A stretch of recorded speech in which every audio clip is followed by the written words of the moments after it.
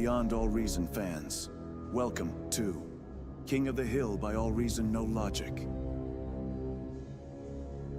Experience 2 or more teams facing off in epic scale warfare, where the Horde gang up on the Kings of the Hill. Kings start off with an economic bonus. They do their best to defend an onslaught after a no-rush timer expires. Test out your micro and defend against multiple players in variations of this game mode.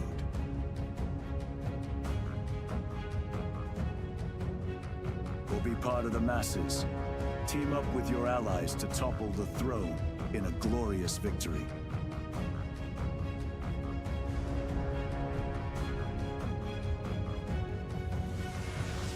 AllReasonNoLogic, hosting King of the Hill lobbies, most Sundays. Join our Discord to be part of the action.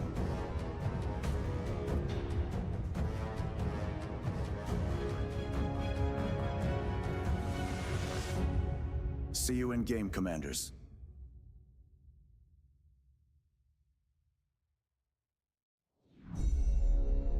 Beyond All Reason fans, welcome to King of the Hill by AllReasonNoLogic. Experience 2 or more teams facing off in epic scale warfare, where the Horde gang up on the Kings of the Hill. Kings start off with an economic bonus. They do their best to defend an onslaught after a no-rush timer expires. Test out your micro and defend against multiple players in variations of this game mode.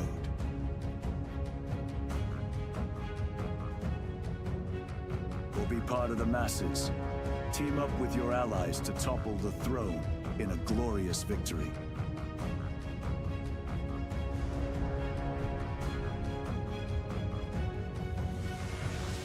AllReasonNoLogic, hosting King of the Hill lobbies, most Sundays.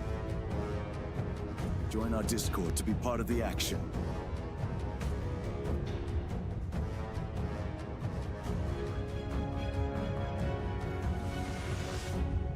See you in game, Commanders.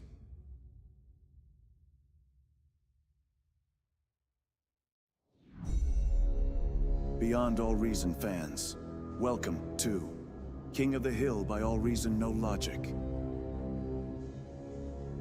Experience 2 or more teams facing off in epic scale warfare, where the Horde gang up on the Kings of the Hill. Kings start off with an economic bonus. They do their best to defend an onslaught after a no-rush timer expires. Test out your micro and defend against multiple players in variations of this game mode. Good morning, good evening, or good day. Hello everyone, welcome to King of the Hill. Nice small starting game on Claymore, the one that we usually get to play before we jump on out and do a bit of casting. And hopefully I'm streaming a little bit better this week because I've changed my bit rate from 2500 up to 6000 like it's meant to be. Apologies for the previous weeks. I'm surprised no one said anything until last week. You just adjust their kings. Yeah.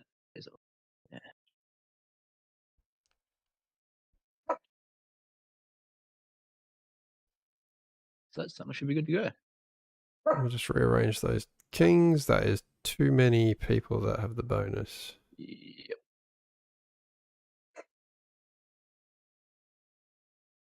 Oh, Dad, you are in another game, so you are getting popped out.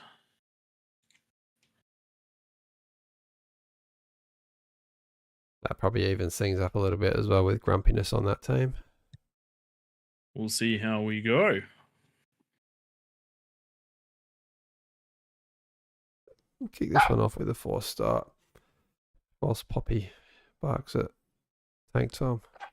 I'm back in a second because I'm going to just grab her a carrot so that she's got something to keep her entertained.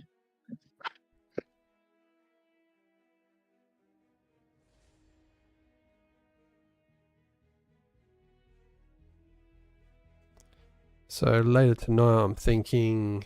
Welcome, Commander. Oh, there's new voices. Personal voice assistant. I will provide you with What? battlefield analysis and resource management insights during battles. Let's get to work. There is a new voiceover. Please choose Okie your dokie, starting you've heard it here first, ladies and gentlemen. Update to the voice. I'm really thrown by this.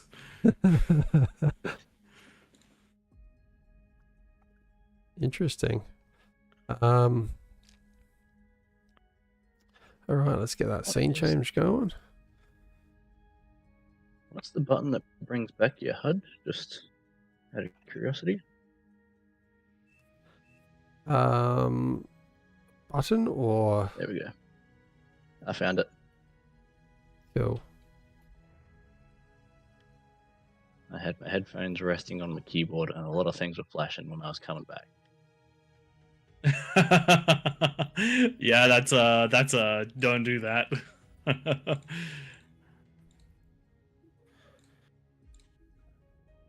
That's how you make mistakes. Oh yeah. G'day, chronographer. Hopefully you're sticking around for when we do Hot Stepper later, because last time we did it last week, it went to absolute shits. With the map set up. Probably my Good day, fault. damn game, and good day, Bazaman. Thanks for joining us on the stream.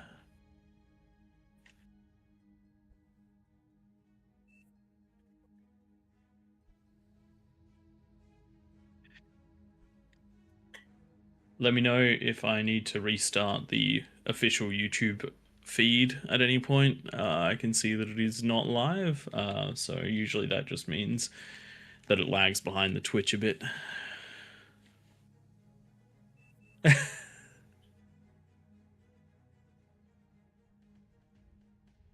Been playing a couple of casual games, some unranked, to try and get a bit better positions. Ollie's been absolutely carrying us through some of those games. Dominant C play, and then even in the ones where we didn't win, absolutely doing the best he can in the lane that he's been in. So that's been pretty sick. And I've also been able to see my atrocious airplay. Totally didn't post I'll let those. you know how the voices go. Damn Gam. It is change is always a hard one, especially when it throws you out of your rhythm. But initial reaction to it is unknown. Oh, yeah. No sound. Fun. Maybe it's that. Psycho backspace Pew on? Pew, no, don't misplace. As long as you're not in the lava, we're all good. G'day, I kill you for fun. Noot noot.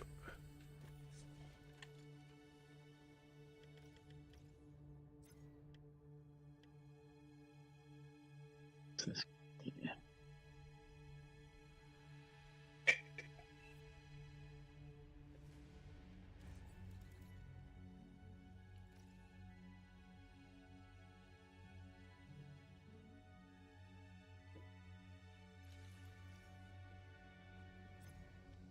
You always end up very quiet at the start of these where you're actually concentrating, trying to get all the stuff We done. must win. The start is so critical. If you don't get a build somewhat right, you're dead. Every second matters.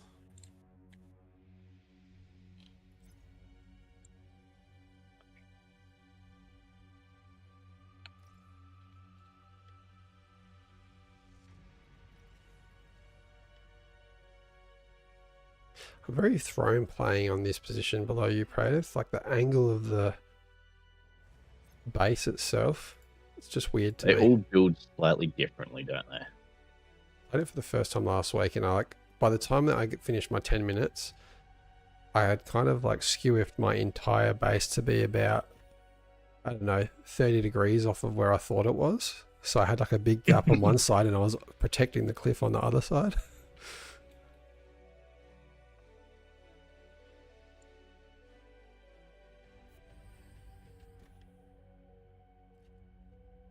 You build me storages because they always come in handy.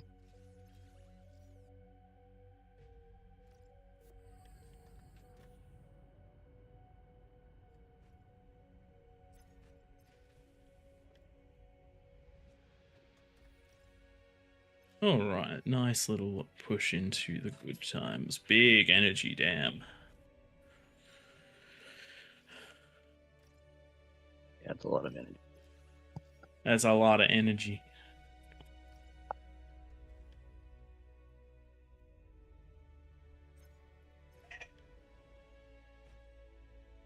Enemy commander destroyed.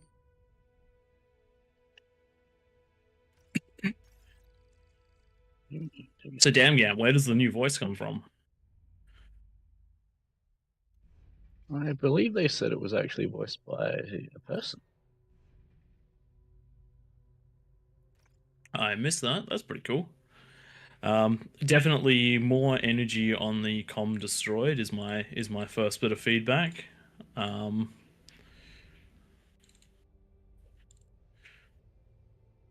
That's I reckon that'll be an important one.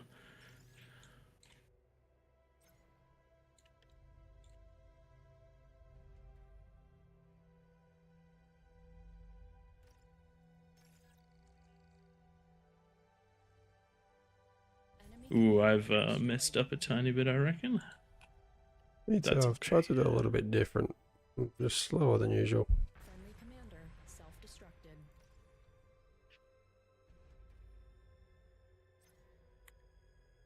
I've gone a little too heavy. Oh, 36 is okay for wind. You can definitely go less wind than 36, though.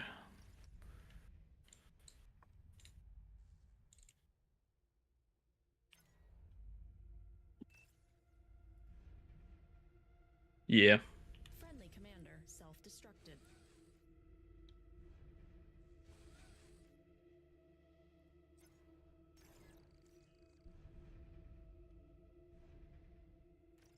There you go. That should get me pretty close to the line.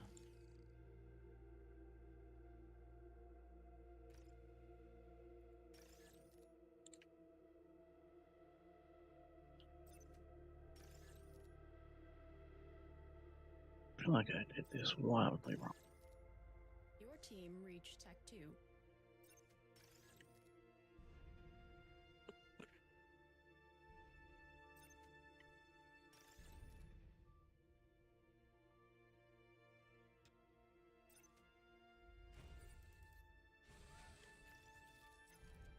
Let's get that mix.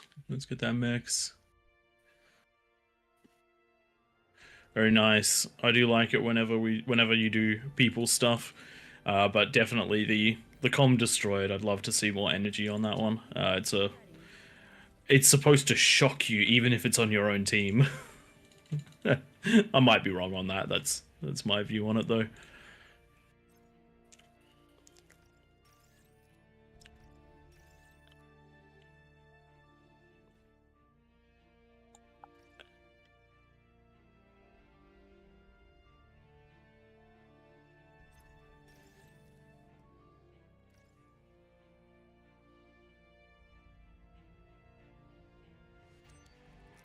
Actually, no, I'm back and moving stuff.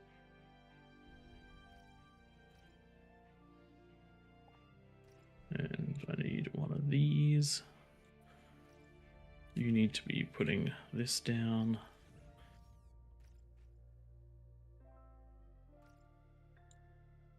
That's got to be eaten.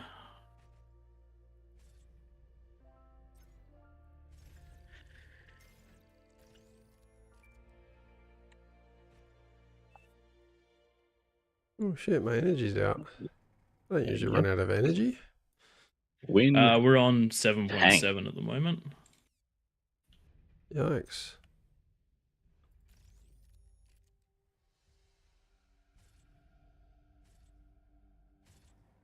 So we just got to chuck as much of that into the fusion as possible.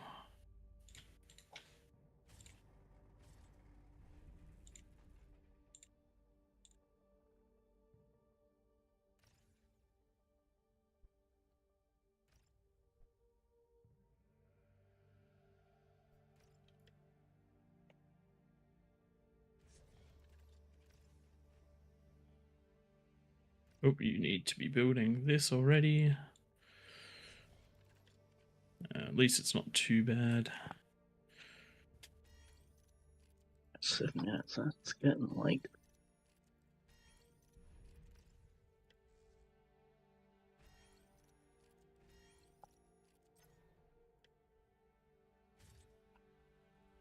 Time to beamer the shit out of this joint. Yep.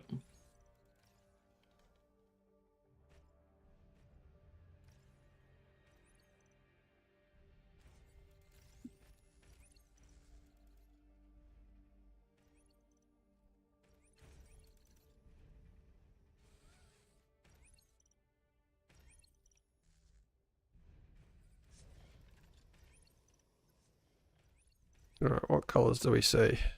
Enemies. Oh.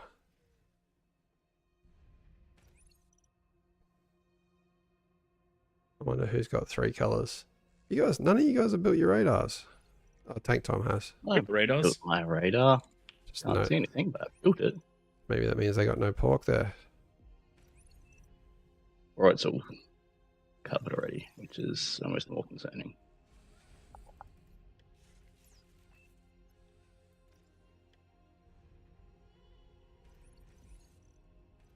And up there.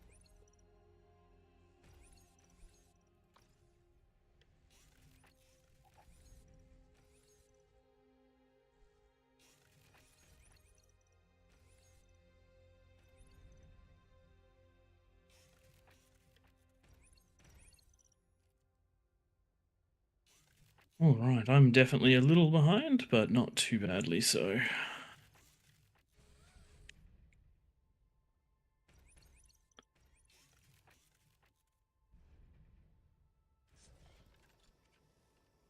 Repeats on for both of those. Nice. Okay, plenty of beamers up. How many beamers I got? 6. 15 LLTs. Nice. Good amount.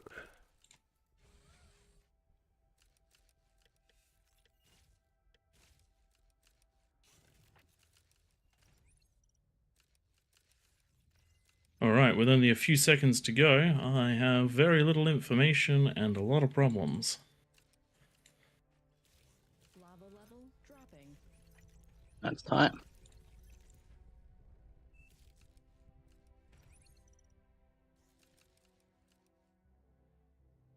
Are they going to attack me? Enemy units detected. Okay, I've got some time, it looks like. Excellent. Very excellent. Tech 2 unit spotted. Units under attack. Unit lost. Oh, I got potato out here. I don't like that.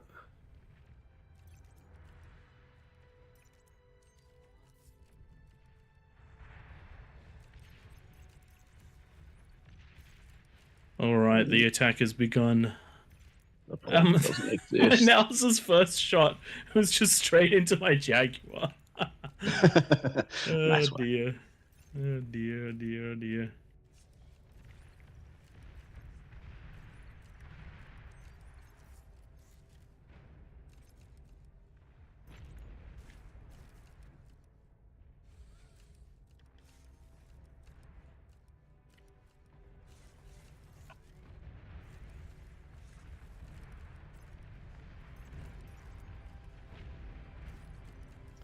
I don't like that they've got a fat boy. I just heard that fat boy and was incredibly concerned for a moment.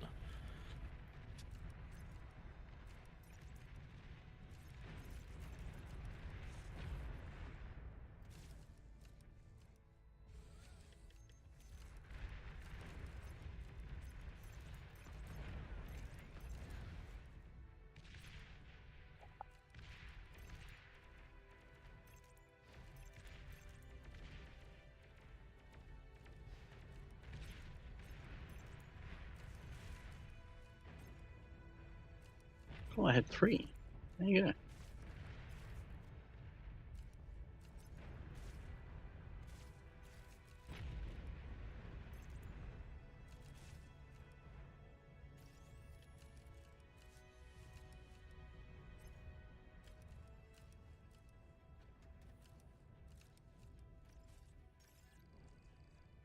Ooh, okay, I got some stuff I can do.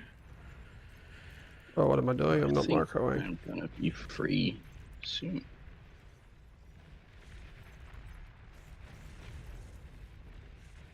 commander destroyed.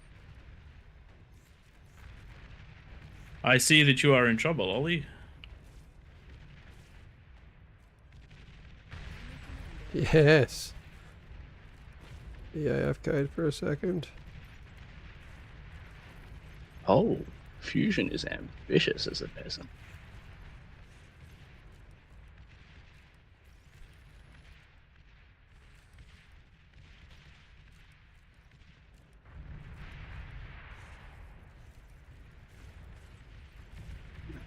Yeah, I can build me some more stuff. You want to hand over there, Prey? destroyed. I'm good for the moment. Enemy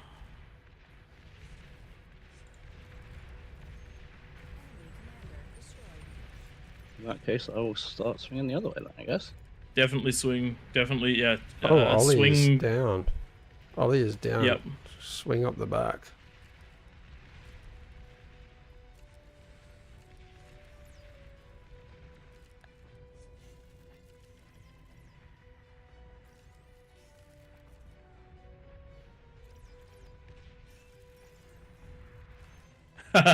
Yeah, Ollie. I think you had a tough game to try to deal with.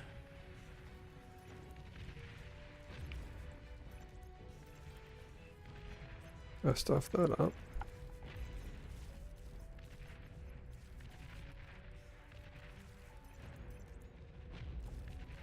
Enemy I commander need some more destroyed. builders. I'm an idiot. I did not. I should have won that.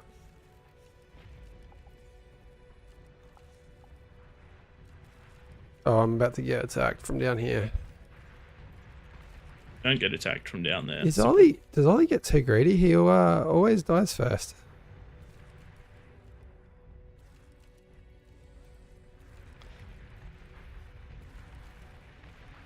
Alright. I think Ollie just got very unlucky positioning wise.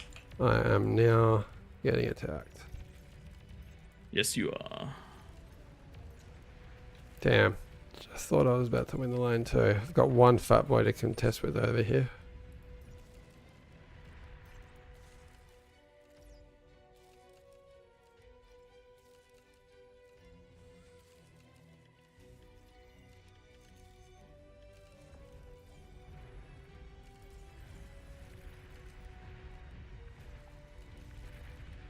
I'm coming, Duffy.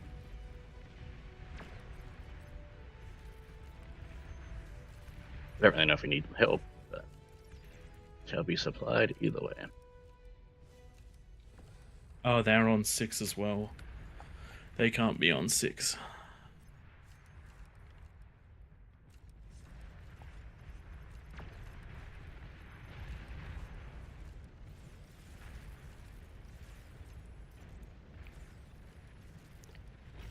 All right, looks like very dominant out of the kings so far.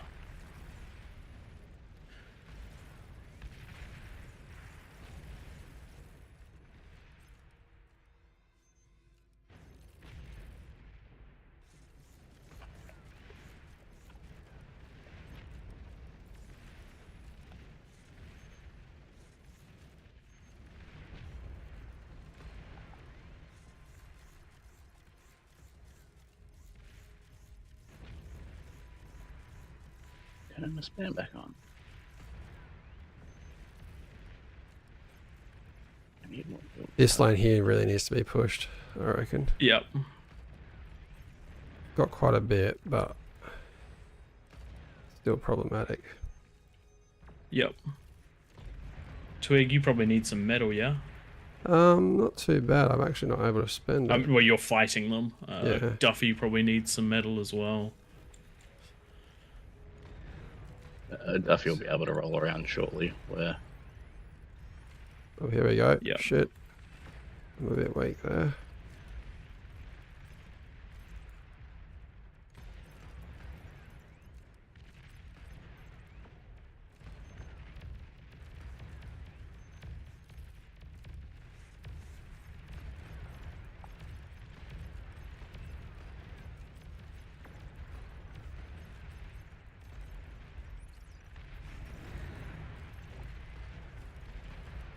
Right. Poor Potato, just as he had his last fat boy killed, you come around the corner and do the last bit of damage. No, I'm gonna lose this whole army to ticks.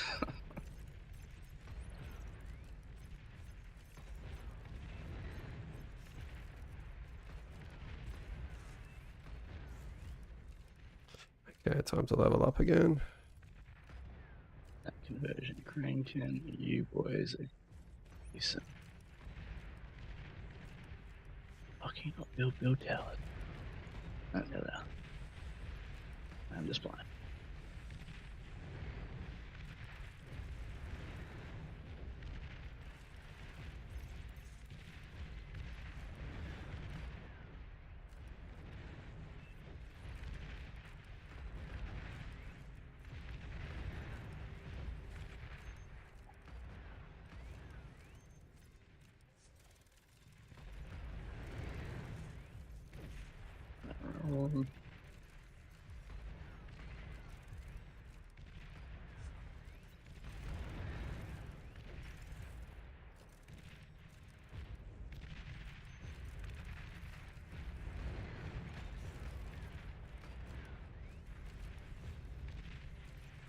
Okay. Alright, I reckon this counts as Duffy being freed. Oh man, there's a scoop coming around to Ollie.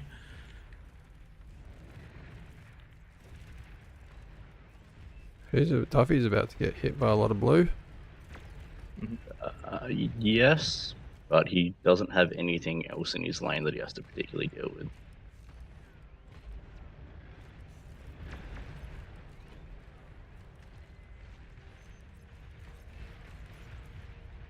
And it shouldn't be able to escape.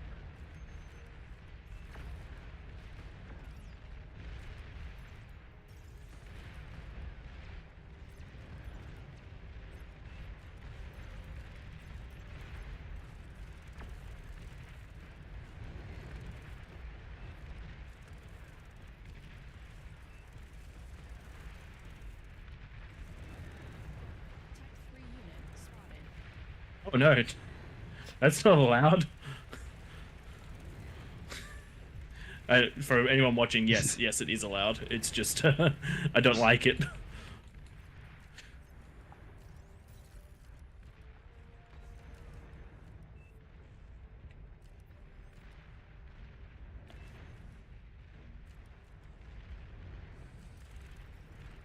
He's cleared out fully.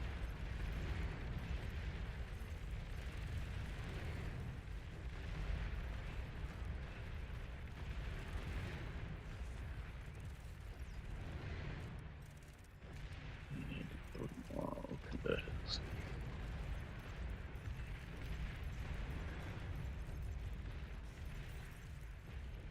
Okie dokie. Yeah, I see grumpiness has come. How many ticks do I need to kill it? We be scaling, boys. It's not often I get to an Apis in these games. I got 2.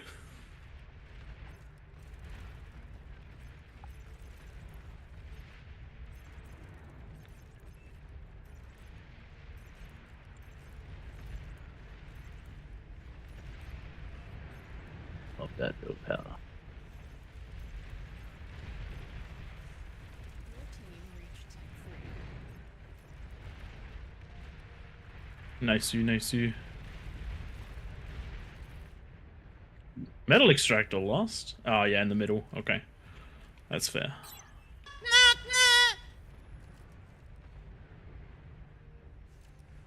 Hey, Fish House Mike, thank you for subscribing for 5 months. Massive. Thanks, Fish House. I know you've been pretty busy recently, so we extra appreciate it.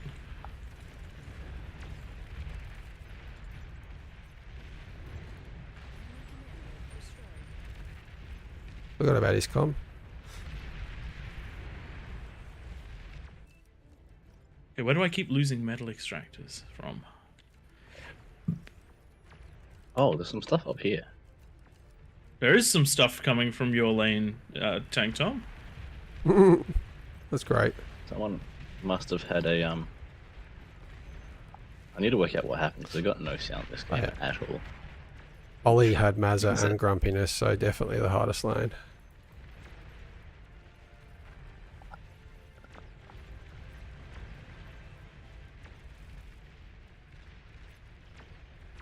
Oh, I'm pressing the wrong button. Yeah, Mazza and Grumpiness is a rough lane to be in. Yes, yes it is. Unfortunately for them, plenty of pressure applied, because I have plus 605 metal. Damn. That's Yep. Is that with reclaim or just? just as is. Is it just Tank Tom's lane that still hasn't fallen? Yep. Bloody Hey, hell, I Tom. cleared out my lane. Apparently not. They must have had like a constructor left. So the big thing that makes a huge difference is just as soon as you win your lane, just get a couple of things out, grabbing the mexes. Because between all of my mexes, I've got 35, 285 metal coming from those. Yeah, I definitely didn't do that. The low pressure game, though, I think it was a little bit unfair this week. It is what it is. The start of the Small. stream has who has in it, and let's be honest. If there's any game mode that you, me, and Tank Tom are all pretty good at, it's Claymore. We've got our build orders down packed. It's a good way to get hyped and get into the stream. Guess I was in a good mood on a win. Or if it's an exciting loss, that's pretty good too. Very nice. All right. What's the damage dealt? Damn, Nice, yeah. Tom. Duffy's damage dealt out of this world.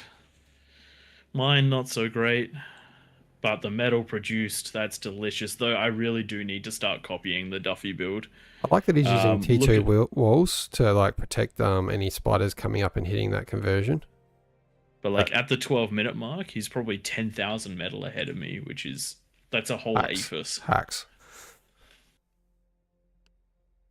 So, all right, we're going to transition this one over to Throne, I would say.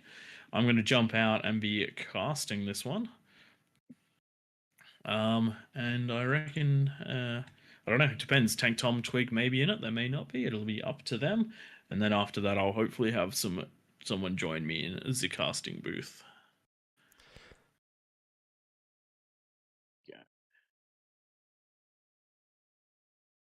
Oh, that would be tricky. Grumpiness has just suggested Gamba King of the Hill with the ruins on, so you don't know what's gonna. I think that's gonna benefit the peasants a lot more because there's a lot more space for ruins, whereas Kings, not so much space to get those ruins. And is that a map or is that a game type? Game type, it puts ruins on at random. I don't know if you've ever played it, but like I would on be Supreme happy to try Isthmus, that in Raptors, but we know from past experience right now that Throne is very heavily peasant favored. Yeah. Hmm.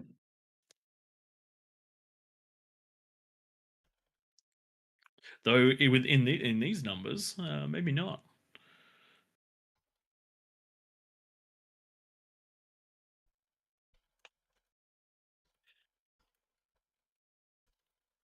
Start on at 50s and see where the lobby's at when we get to the end of it. Yeah. Oh, it is a smaller King of the Hill tonight.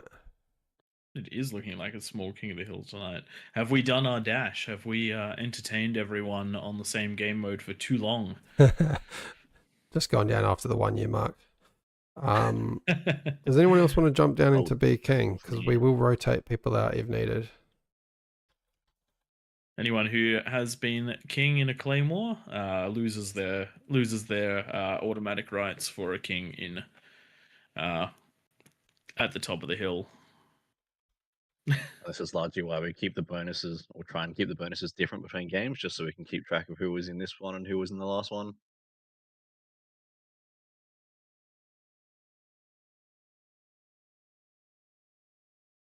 We do have to remember as well, we're about an hour earlier than overseas compared to the majority of the year. Damn time with zones. daylight savings that we have down under.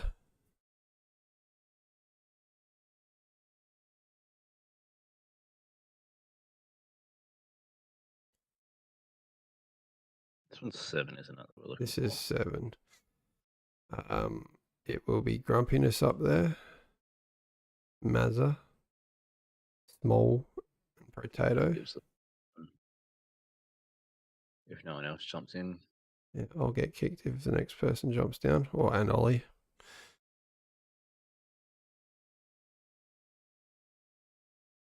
Oh, I've seen.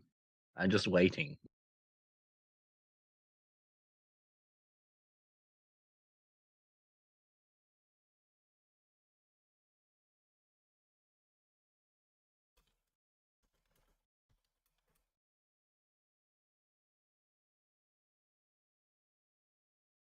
All right. Let's wait until we get to like 25 players, maybe, and we'll drop the bonus If down we to only 45. have 25, we almost certainly need to decrease the number of kings. Oh yeah, we could do a 4-player. Bigger bonus, but less kings. We could do we could do the 4 that weren't in. That's grumpiness, Mazza, potato, and small. Go old Like school. 4 50 or 55? What do we think? I'll do like 55, I reckon.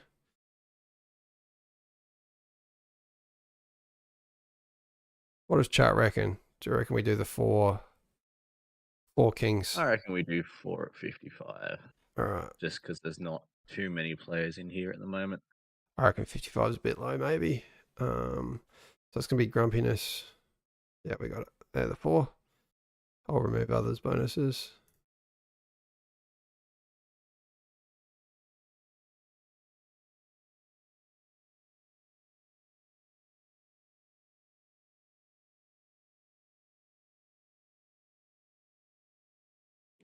Just as it starts filling up, quickly ready up and kick it off. I reckon it's going to be way bigger bonus than 55. By the way, 55 is what we used to do back before people knew how to play this. It's going to be like only 4, then there'll need to be plus. 70 bonus. Yeah, do Or 70. 65, yeah. Do 70. Give them a chance. Yeah, I'm just doing IDs at the moment. All right, I'll do the 70. And accidentally spec people instead.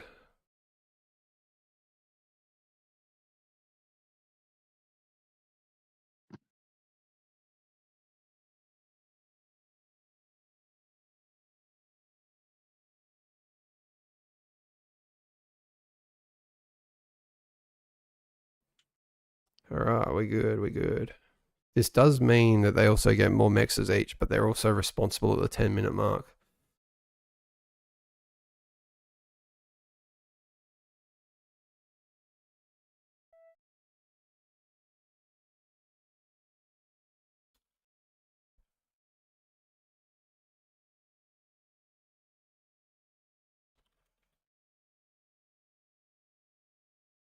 Okay.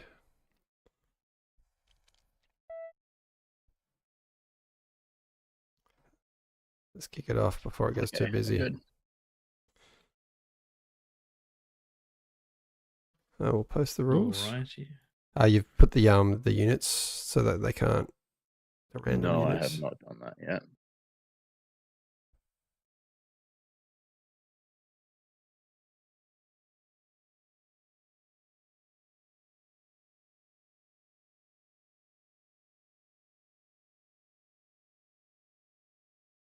This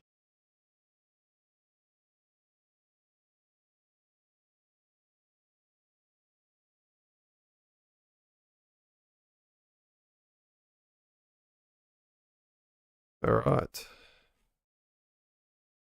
Go.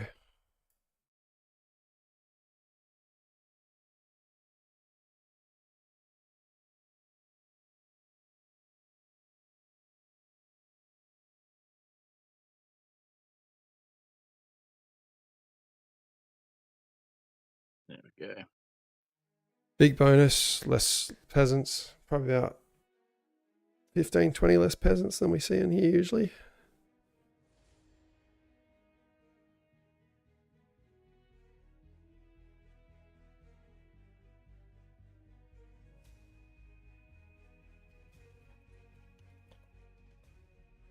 I Kill You for Fun suggested King of the Hill on the Ancient Bastion map. We haven't tried that one specifically, but we have tried where it's one directional. Like you're not going to defend from all sides, where it's only like one face to defend, and it turns into the biggest standstill of pork. I haven't tried it in a while though. Yeah, when there's many layers of peasants to get through, the ones right at the back will continue to eco scale, which means that for the kings to actually kill them, it gets incredibly difficult, and it basically ends up being the T3 grind of who can pump more economy into behemoths at that point, essentially. It's unskilled. Do you want me to stop the game? No. Oh god, we haven't done that in a few weeks. Yeah, I reckon we probably there's not that many players, it's probably fine. What do we do wrong? It's on skilled. Oh, hello. That's right, there's not too many players, so it's okay. Let me just change the options here. I just changed that. Okay. I thought it was after all team had loaded before. Please Must have missed it the choose first time your around. location.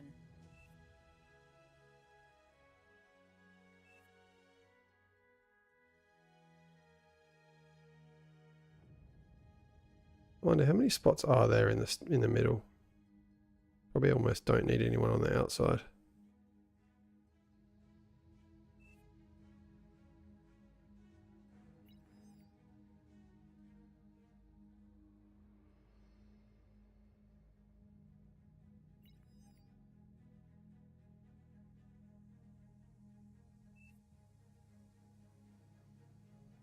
I want to say there's 16 or so.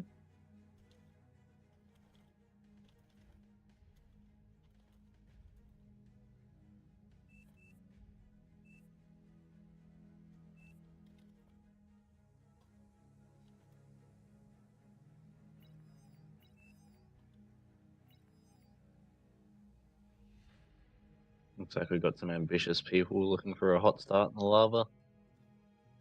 Alright, where am I going? Up there.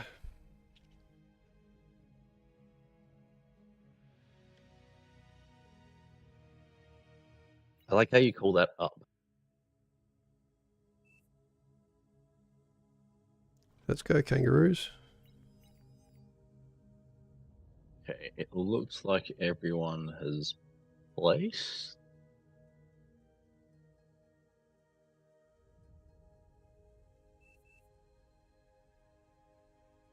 Yeah, on that last claim, I won a bit of chat on our YouTube about who's going to win that one before it happened.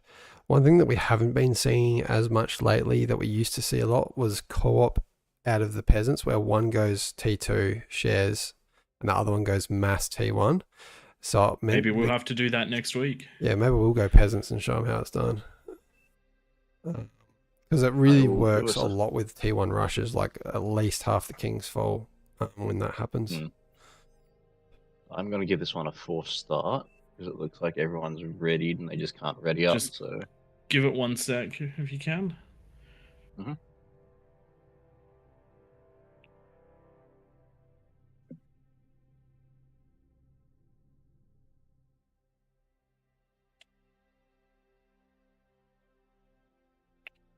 Alrighty then, ready when you are. Okay. Let's get this underway. Twiggy recording. Battle started. Nope. G'day everyone, welcome to King of the Hill on Throne. Slightly smaller lobby today, so we've reverted to the old school style. 4 kings in the middle, a super eco, and then 3 wings that have to take their own lanes. Highly recommend getting real aggressive onto this one, because if you don't push out and control that low ground, you're going to be in trouble. Though there's not going to be quite as much option for the peasants to go into that co-op eco with mass comms. They'll still do it, but they won't have all that extra build power in the first few minutes of the game that makes all the difference. Couple of dry sea players getting ready to scale up.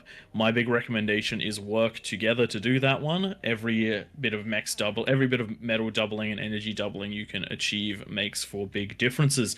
We've got a 70% bonus for the kings on this one because we do know just how advanced the play around the outside has gotten. So hopefully, with some very strong kings up here, Small, Mazza, Grumpiness, and Potato, all players that you should well and truly recognize from the past games. We're going to have a big competition, but there are plenty of players around the outside that you well know, including this asshole.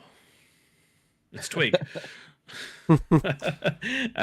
As well as some many other wonderful players that join us for these King of the Hills. We've got Psycho Pew Pew, Duffy. We can see in the side here we have Newt. We have Newt. I Kill You for fun as well. Newt J Frost up there too.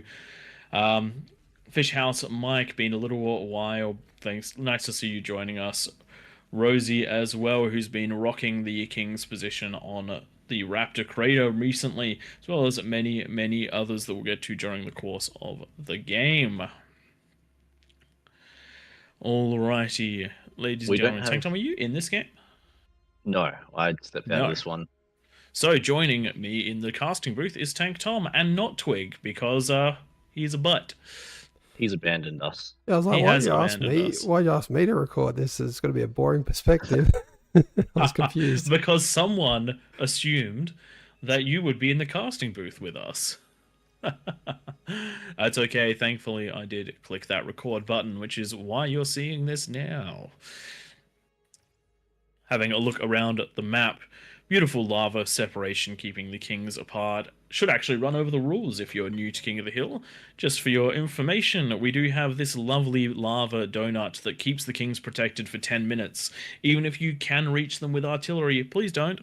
We do have a 10-minute no-rush timer. As I said at the beginning, 70% bonus for those kings. We've turned air off. We've made a couple of adjustments to the T2 units, so you'll find missile artillery is a no-no. That's just because the kings have limited build space. Less so right now because there's only 4 kings instead of 7, but still very easy to pop an eco. So we do leave those ones off. You're going to have to hit to T3 if you want to really rain hell down from above. Beyond that, we do say no offensive structures. We did have some minor issues last week with the EMP. We've had some discussions around that. We have decided to leave it in for now because that was one of the first times we've seen it massively abused. One of the big reasons behind it is that the EMP launcher and the catalyst are incredible ways for the kings to defend against early T3. If somebody starts raining Vanguard shells on you and you do not have a lot of eco to really deal with it, you can build yourself those catalysts to destroy them or the EMPs to surround them. Similarly, if someone sends a demon up, you can drop an EMP on it to make it stop. So that's why we've left those ones in.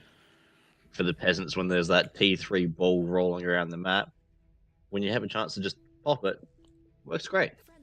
Exactly. So that's our reasoning for leaving it in, but we are going to keep that one nice and monitored, and we are going to make sure that we talk about it over the next couple of games, just so people really do get it into their heads. So if you build them as a king, make sure that you don't make sure you don't use your defensive structures really outside of where the lava is now. And similarly for the peasants, don't use it beyond the lava. Structures need to be used defensively because they can be absolutely crazy. We've seen the defenses out of a few players on the king's side before. Just building a bunch of rattlesnakes on the high ground does tend to keep them quite safe from all of those pesky spiders, as well as those comms that get nice and close to the edge of the cliff. I also did some testing and noticed that catalysts are incredibly good at killing the comms that sneak up to the edge to try and degun up the hill. Wink, wink.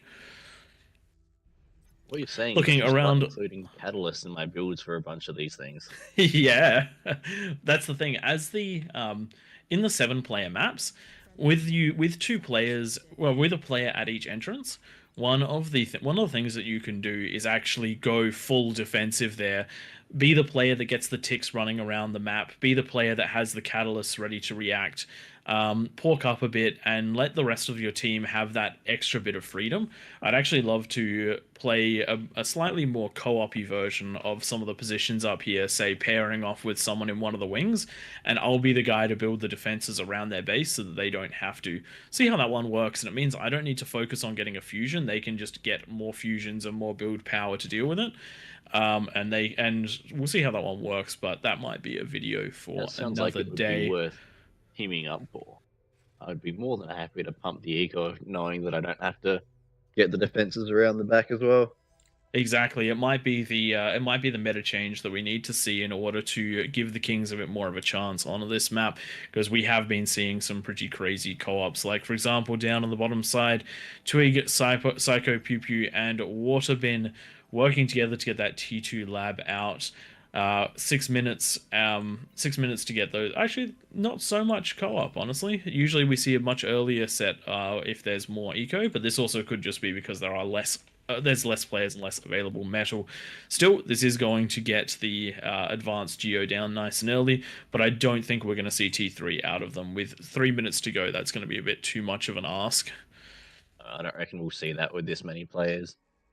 They'll definitely be able to hold their own, but I don't see the Vanguard shelling at 10 minutes. No, looking around the map, it does look like the ecos are running a fair bit slower than we normally see on this map, which is going to be nice for the Kings. That plus 70 bonus is going to let them really carry this one away, hopefully. And we might see our first win on Throne for the Kings in a while, but that does also mean we may have slightly over-tweaked it. But we can only see at that 10-minute mark. With 3 less players, you can't just have a few focused on defenses. Each player has to build everything, has to have the time to build everything. So when we do have these 7 Kings, the early T1 aggression can be incredibly hard to get in, particularly if the players pork up. Oh dear. One of the... The com was building walls and got stuck on the wrong side of the lava. Whoops. But without a dedicated defensive player, these players will have to multi-roll everything. So it's going to be a APM battle for them in the middle, but I think these guys are up for it. We can see that most of them have got their fusion up and running, or at least the first one. Which means that, where are we, 8 minutes, they're well and truly on track to either rush a bit more scale, or start getting those armies up and running so that they've got units ready to roll at 10 minutes. Something that I find very interesting, playing this map versus playing on Claymore. Claymore gives you that same eco around those 3 mexes. You do only get the 3. I was able to get 2 fusions and a T2 army by the 10-minute mark in the game we just played, but interestingly enough, the extra space, the spreading out, the walking times, all that sort of thing, the requirements to actually put out the extra units to make things happen, like defenses so far away, all that sort of thing, it slows the economy down dramatically, which is one of the reasons why you actually see similar amounts or more eco out of the Kings in the wings at 10 minutes when they don't have to defend these positions, even though they get 3 mexes more than they would otherwise get. Because by the time they walk the constructor over to those mexes, get those up, and then build the defenses, they only end up with, 7 minutes or so at 2 mexes? Something like that, yeah. So, defensive bastion. A couple of the things that are incredibly critical with the when you play in the King's role is what time your advanced construction bot comes out, what time you reclaim the T2 lab, how much build power you have, how good your build order is, that sort of thing. I've managed to go from one fusion to 2 fusions just by changing the build orientation in the first part of the game. There we go. That is 10 minutes, ladies and gentlemen. Let us do a quick bandbox around the map. Very limited units out of the Kings and the Peasants, though it does look like Maz is going on the aggressive, as is Small. But on the top side of the map, where there is mostly only T2 defenses at the moment, T1 actually better defense against T1, going to be a nice rush into Potato's These base. pawns Hopefully a coming couple off the more of these can side. come down in time. I do like this, though. The Ghost is getting ready for some EMPs, and that could be a really That's big gonna factor do it. right here. Oh, is not a big factor, went and off. it does look like the pawns are going to get in. The beamers are going to do a great job, but they're not really up yet, and the defenses are down. Units are starting to come with Fat Boys. This is the important thing. Send those pawns into the middle of the map. That's where you need to. That's where you need to hit the most. Don't If fight you the can cripple that defenses, eco fight player, the eco. oof. Yep, you don't need to clear the defenses, you need to clear the eco. Does look like a couple of ticks still in the streaming into the base, but defenses haven't made their way out. Looking on the outside of the map, a large Cookie Mazza stout push has made its way through. That's actually going to be a lot of units to deal with. Just some T1, but they are making their way around nicely. They've got the Geo Does on look the like- left, the Geo on the top's going down, that lab's dying. They're rotating down the left side as well. They are putting a lot of pressure on these peasants. Players have not gone with the early defense and early units, just with the usual being that the Kings are not on the offensive this early on this map, but it's certainly doing a lot of damage for the Kings right now. A couple of good D guns out of Oratab, but we're getting that detonation to kill a couple of the tanks. We do have a Rattlesnake nearly down, but nearly is not down. That needed to be something slightly quicker to come back up. Should still do some decent damage when it comes up. Smokey coming down to clear this up. Going to be a lot of wind damage, but this should potentially be enough to clear. Just depends on how good the D-guns are out of the comm, and that's a great start right there. And we also have the Rattlesnake now getting the shots on. It is going to start taking damage from all of the brutes, but no dice for taking it down just yet. There is a Sheldon, though, that's going to keep chipping it away, so I actually reckon that one isn't quite going to be held here. We're going to be up to the next players to deal with that. On the bottom side of the map, a T2 attack is coming out of Potato. He did survive that damage done nice and early and is now getting the Hounds out, but Hounds not the best against what is coming at them. These grunts doing a great job. Unfortunately, they are nice and grouped, so that shot, 31 kills from that Fat Boy. Sniper's doing a good job taking out the Fat Boys, though. Getting that vision range for them is very nicely done. So we're actually sitting reasonably even right now. Economy is approximately even across the board, but the Kings are getting that chip damage in, and the Peasants are not, which means that this will start swinging towards the Kings' favor, particularly with D-guns like that. Out of Twig, a fantastic job of killing all of those. Is trying to get his comm up against the wall for D-guns, but with that extra space, the players have moved away nicely.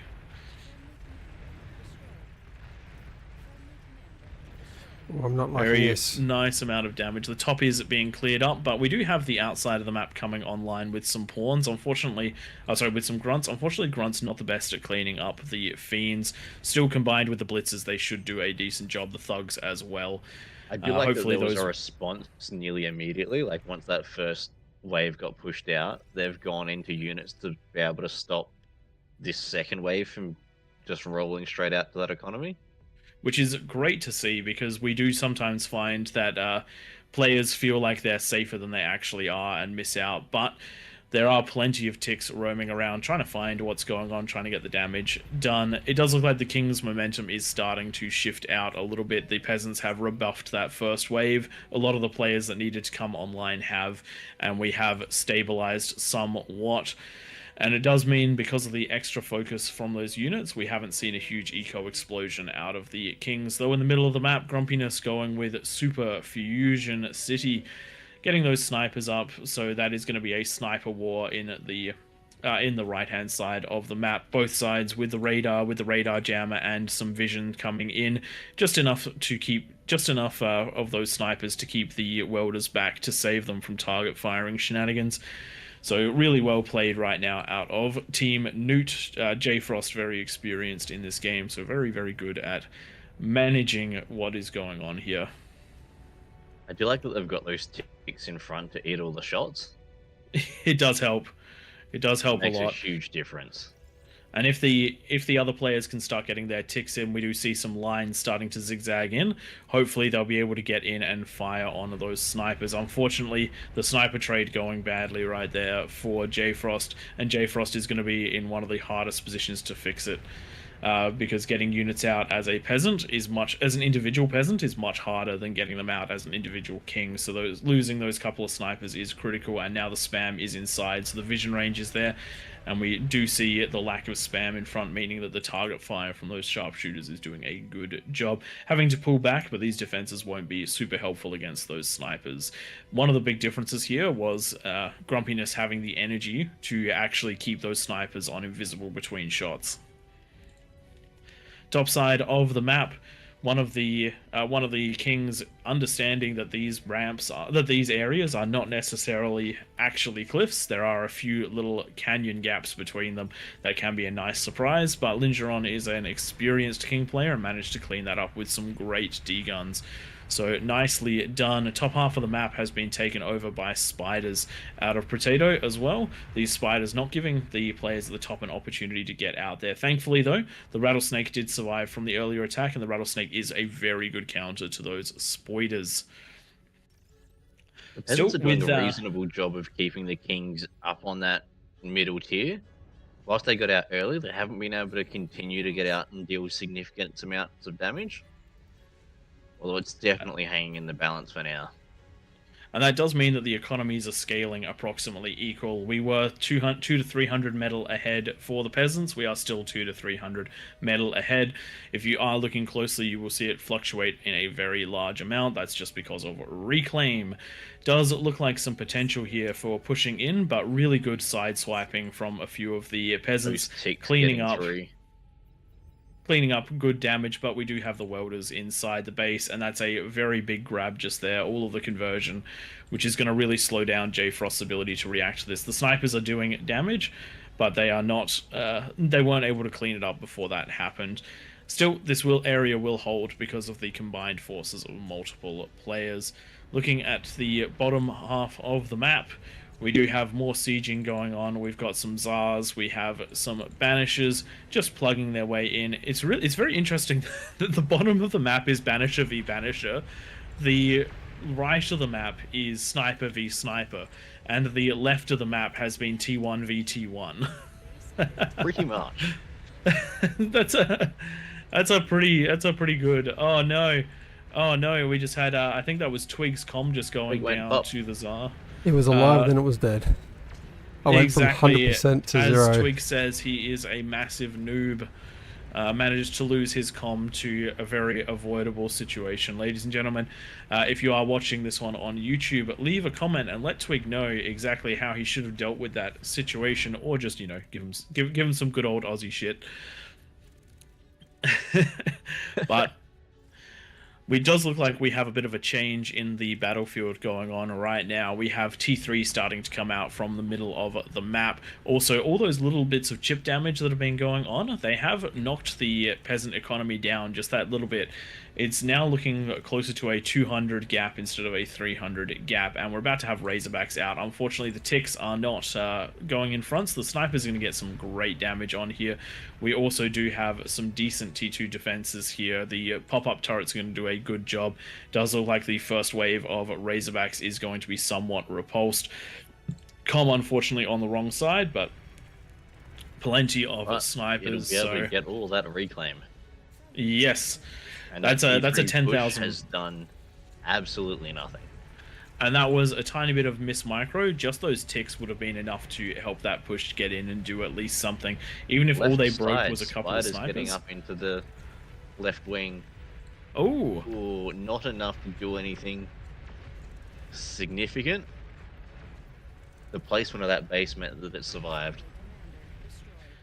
Just a heads up, we do have a defense from Virtuosora that is firing onto Mazza at the moment.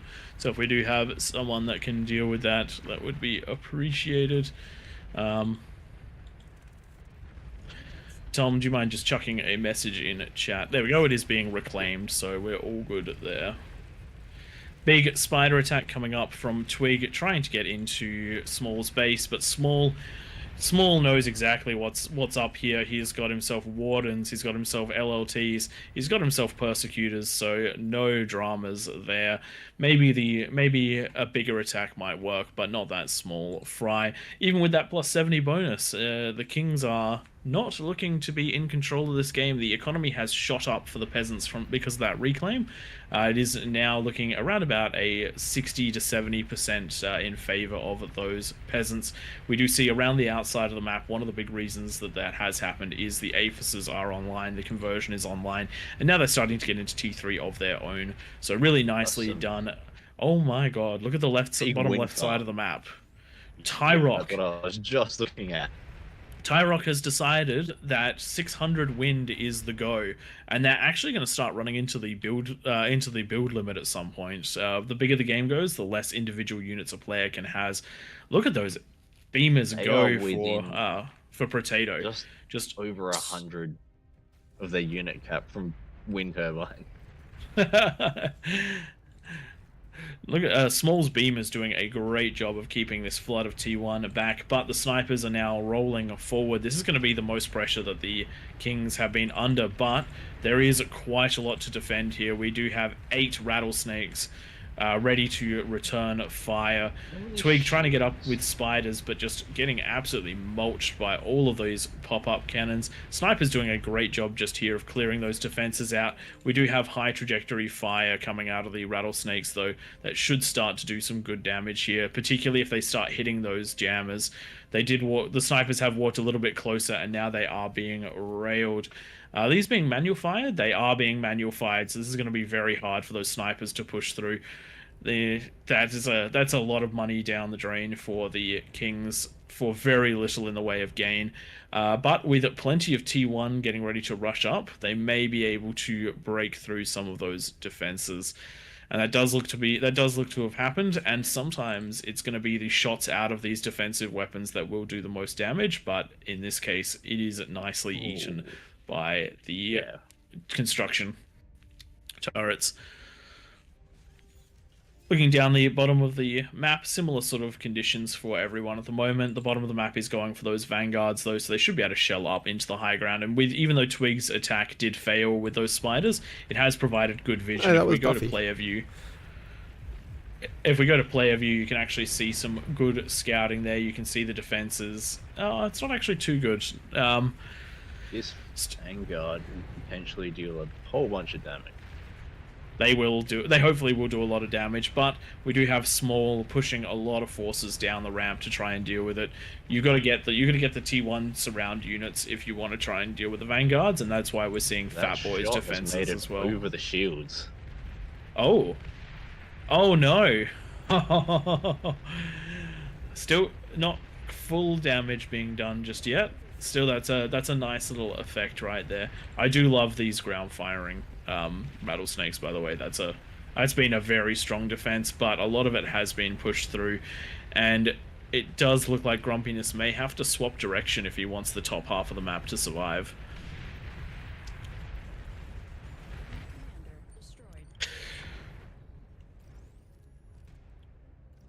Looking around the map, we need to see some of these other players come online. Tyrock, with one of the bigger economies going on right now, would be great to see him starting those units up, especially with Grumpiness actually breaking through the main defensive line over here, getting the units in. There's not much to really stop this Razorback attack as long as the Razorbacks are on the right sort of commands, which for a Razorback is usually a move command. It's going to be able to grab all this build power. It's going to be able to grab those APHIS.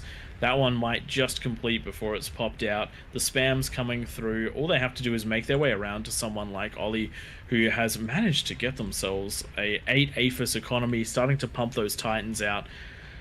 This could be the spot that the Kings need, but the forces have been pulled. Hold on that right-hand side. And that's the thing, the momentum out of Grumpiness's attack is going to start to fade because all the spam is being sent up to this top right-hand side. It isn't running into too many defenses, and it does look like it is going to be able to grab Ollie. The comm is down. The Geo has been exploded. The build power's down. Nice APHIS. APHIS will be the next in line there. They will. There we go. Big explosion right there. So that's a huge chunk of economy down, but you can still see the peasant economy is double the king's economy right now, and the kings are barely holding on in this top right-hand side. I assume we have Twig with some vanguards. Nope, Twig is they're going to be Duffy's vanguards. Catapult's mine. Twig with a single catapult doing a bit of damage here and there is responsible, I do believe, for just popping all of the build power and conversion for small, which is a very big hit for the team. That just dropped their economy. Continuing around the bottom here. Oh, they are. Should be enough to stop the entire economy funding these T3 units out of the peasants down here. Oh, good little explosion on their last breath. Psycho Pew Pew nearly getting the damage done to stop that, but a good chunk down. Still plenty of forces here. Army value 220% for peasants. So this is still going to be a really rough one. One of the kings really needs to pause for a moment and expand their eco dramatically, because they don't have positioning outside of the map. The forces are coming, but they are having a bit of trouble getting up the ramps. So this is going to be the last opportunity really to scale for the kings, and if they don't scale soon, the army value is going to keep rising for the peasants and is going to keep falling for the kings. You can even see Small is having trouble powering his defenses. That's a massive deficit of energy right there for the team. You can see that the peasants have got the spam well and truly covered. Once they get scaled into the point where you've got T3 coming from multiple directions, it's going to get real difficult to hold that off. Yeah, we have 3 players worth of ticks trying to make their way up into the base. That is a lot. When you end up in that situation, you're often better off to stop most of them, build up a really nice big blob, and throw it all at once to overwhelm. I think that would do a lot right here, though there are some Razorbacks ready to defend. There are plenty of Beamers, so I don't think they'll be pushing up into Grumpiness anytime soon. But the Kings... Oh, big push out on the top left-hand side. Nearly missed that explosion. Demons, one of the MVP units in this game. They just pump out so much damage, and they're moderately affordable, so you can actually throw them away. Getting out into the back lines, they are going to clear this one up, and if Mazza can make their way around the map and actually full clear one of the corners, it's going to free them up to completely attack somewhere else. But we do have an intercepting force from Scav, another regular in these matches, trying to cut off the reinforcements, so that even though the units are out there doing damage, they will be limited in just how long they can do that for. Oh no invisibility for the comm, and that is taken down by a couple of the Sheldons. That was trying to go for those catapults, I reckon. Still, King's doing a good job of holding up, but the Vanguards have found the build power yet again for Small, and these are just going to be able to rain down fire. Some really nice little jammers here, allowing for the Vanguards to fire without anyone knowing their exact position. You can manual target these. You can see where the shots come from the Fog of War, but it is still a bit of a rough one to try and deal with. And on that angle, it can be very hard to return fire. So, and not to mention, you've got Twig in the background just popping off those rockets from the catapults. Those catapults big push on the right hand side. We have Mammoths, we have Vanguards, and we have Spam, and they are going to be running into what is probably not quite enough to deal with that. The Mammoths being a really big chunky force at the front, the Spam making it nearly impossible for a comm to come in and degun, and the Vanguards putting the damage down. They're getting the important things like those Beamers. The units are getting cleaned up by the Mammoths. And hopefully this force will be enough to push in. That's the first little bit of eco damage done to Grumpiness. A couple of build towers, thankfully not enough to chain react. But the Vanguards are firing for effect now. They've just gotten into range of that middle of the map. No shields, which means that the shots are going to start penetrating absolutely devastating. Really nice placement, by the way, for those build turrets. A lot of them didn't chain react with one another just because of the one wides that they were connected with. But with half the build power going down and very little in the way of ability to repel this attack, those Vanguards are going to keep popping shots in. I would sack 100% those units to get it in, and it does look like the APHIS is gone in the middle of the map. That drops the Kings down to 300 income to 3,000 for the peasants, which is going to be too hard to pull back from. Though they do have a behemoth they're going to have to deal with. Splatter's managed to make it up on Small's wing during that, so his base is now essentially entirely wiped as well. And at this point, I suspect it's going to be just a cleaner. Crazy thing is, we still have Mazza pushing out reasonably strong in the top side, but with peasants just throwing money at the problem in the form of ticks, that is not being allowed to get out of the map. Thankfully for them, ticks are a relatively cheap solution to most problems. Kings did a really good job this game pushing out early, but unfortunately they continued with the units instead of taking the opportunity to mass scale during that time, which meant that we ended up in the situation where the peasants scaled and the Kings didn't. Still a very strong showing, clearing out most of the top just with T1, and it shows the sort of damage you can do with a strong attack like that. And it did. I suspect this one did feel slightly better for the Kings than some of the more recent games on this map, because they didn't have to deal with Vanguards at 10 minutes. Being able to actually get out to kill some peasants is generally a good feeling. I know we've had games where you just can't get down those ramps at all. It does look like we're down to just one king in the corner. Mazza's been doing a great job. Wait, I thought Mazza was top side. Oh, I'm sorry. Yeah, no, they're both red. That's why I'm confused. Potato was top side. Does look like we're down to that one last bastion, which means that we're going to be seeing a nice siege across the map. And even with the limited funding that Mazza has, which is that plus anywhere between 100 and 200 metal, depending on exactly how much is getting converted at any given time, mass T1 spam with the Shivas is actually slowing the roll of this army more than you would expect. But the Vanguards have grouped up, the Catapults have grouped up, the spam is here, the Mammoths are moving forward, and the Fat Boys are here to take out the spam, which means that we're going to start seeing some big hits down. They know where the APHIS is because of the spam, and now the Vanguards are on it. Only going to take a couple of hits. Is it going to be Twig's Catapults? It was not. It was the Vanguards. Race. Nicely done. Mazza hiding in the corner. It isn't over till it's over, and as you would expect from a king losing his kingdom, will find that escape hatch, will do whatever they can for those extra moments of life. But we do have walls coming up. Twin guards and walls is not going to be long for the world. The first Vanguard shot has hit. The first couple of catapult shots have landed. The ticks are in, and that is GG. Very nicely done from the peasants. Really well done, helping each other. I love the way that the guys around the outside who start with the least got their units in to help with those early attacks, and they did manage to, rather than scale that little bit more, they did manage to get just enough out to keep themselves alive. The top of the map using a great amount of themselves as fodder just to whittle those units down until they could be taken out, then holding together. The mix of spam from the right-hand side, multiple players backing up powerful T2 units, punching those shots in. Twig in the corner doing absolutely nothing because he's useless. And then the bottom side, relentless pressure. Also, the scaling out of Tyrock, starting with nothing, ending the game with 20 APHIS, 1 million build power, and 1 million wind. Nice work. Let's have a quick look at those graphs. Damage dealt, huge amount here out of I'm guessing this one's Potato and Mazza. Very well done from the Kings, and a couple of the peasants really high up there on the damage, metal produced and energy produced. All right, ladies and gentlemen, we're going to jump into the next one.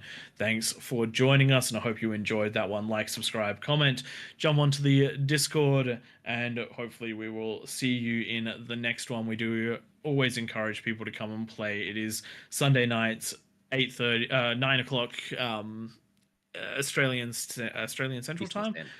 Eastern Standard Time. So hopefully we'll see you there. do we want to jump over to a raptor for this next one? Or... Sure. We'll do Raptors. I reckon we can do that one. How about we see, I don't know how many people we got. We were talking about doing a Grumpiness, ARNL, and Cookie Clan versus the rest. We could do that.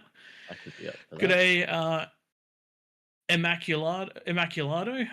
So this is King of the Hill. Less players, but with a bonus in the middle of the map versus lots of players on the outside. If the players on the outside keep pressure up, they tend to win.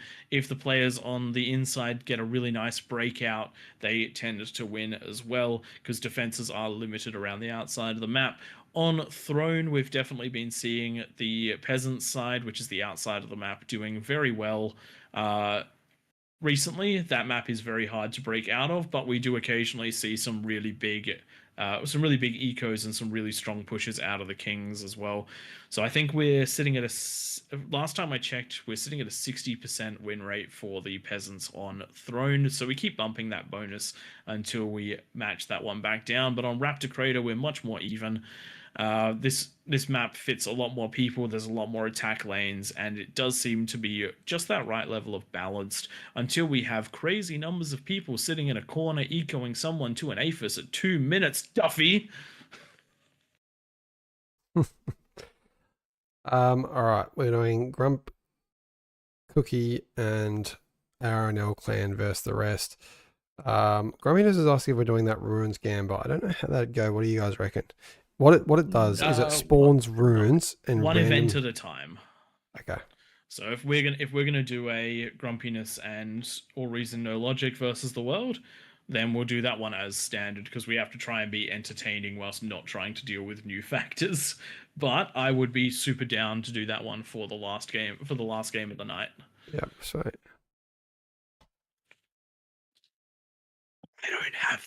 I don't have the APM to deal with new things and stay on air. Not something I can do. I reckon we look at starting ourselves at... I'm assuming we're going to get some more people, so if we go 55s... Are we doing Duffy down here as well?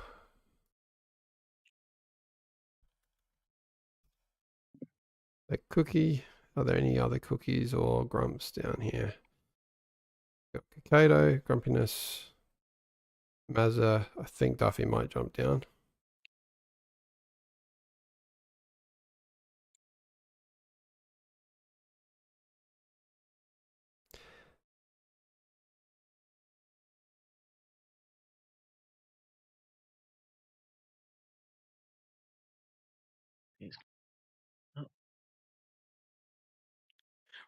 We really do need to add a clan name in front of our names, don't we?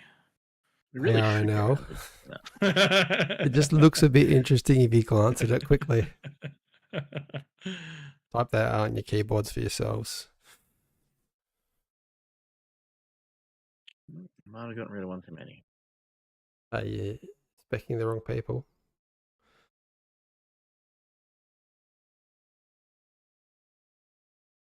Do we have any more grumpy Or Cookie? Where's Mazza's there? clan members? I think some of those guys that were down here just don't have the tags on. Need one more player who's Cookie or Grump or ARNL. Yeah, I think the last one I moved up was small. Looks like Small might be back down, or someone who wasn't a king last time to join us just to fill out those numbers.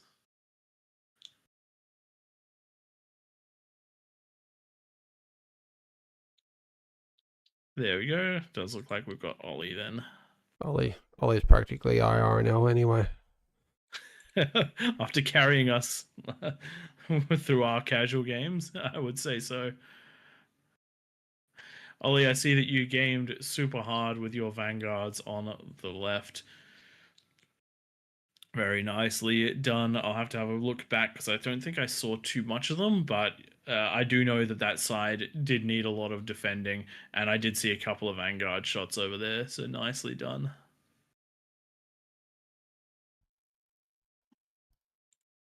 All right, let's get the ready up going and let's kick this one off.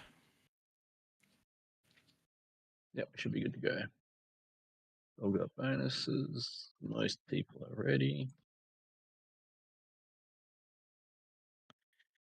Just before we do, let's post those rules because we do Yeah, I'll have do some that. people in here that are somewhat. The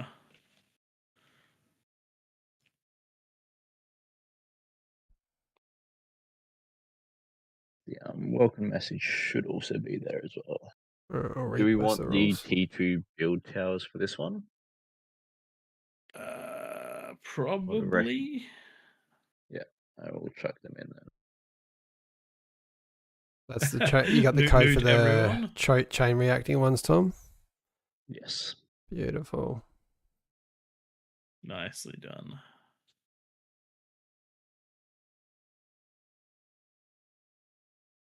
All right, we should be ready to go.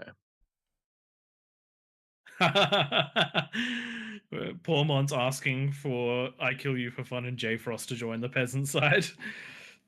I gotta say, I do not like playing against Team Newt in They do well Claymore. together. They give me a very strong run for my money. With only 45 around the outside, is the bonus going to be... Probably should be 50 I maybe. think it's about right. We do have quite a bit of power amongst us. You just want an easy win, I'm not don't very you? good, and I'm going to take the eco spot in the middle. Actually, I like that because it's usually Cicado or Grumpiness.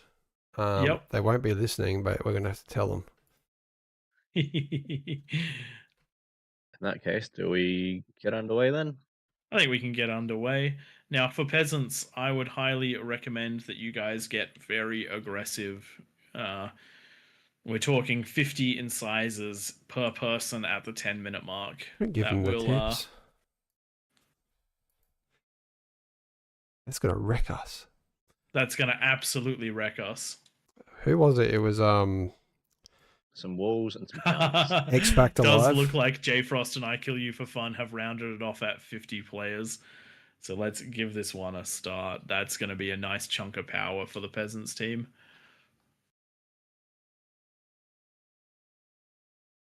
We still got some people. I am going to start specking. Just put a link in there to our YouTube if anyone that's on the official is listening in. That's our channel for if you want to watch the replays later in the week. We usually go back and cast one or take one from the live stream, whichever's the most interesting game of the night. We also release a video on Wednesdays for our road to increasing our own OS. Give us tips. We need them. We've dropped a few recently. And we have ID issues now. Don't join Team 2, please, people. Don't force start it. Does it look like we're up to 60 people? Which means that plus 55 has gone from being strong to rough. I will let you guys start dealing with that.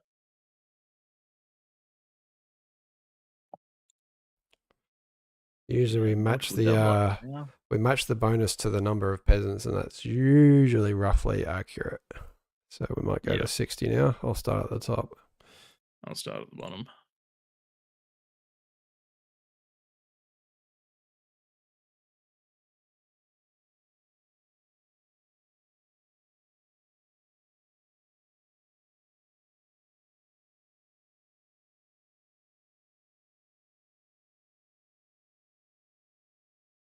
Alrighty then. Still got a couple of IDs to fix up.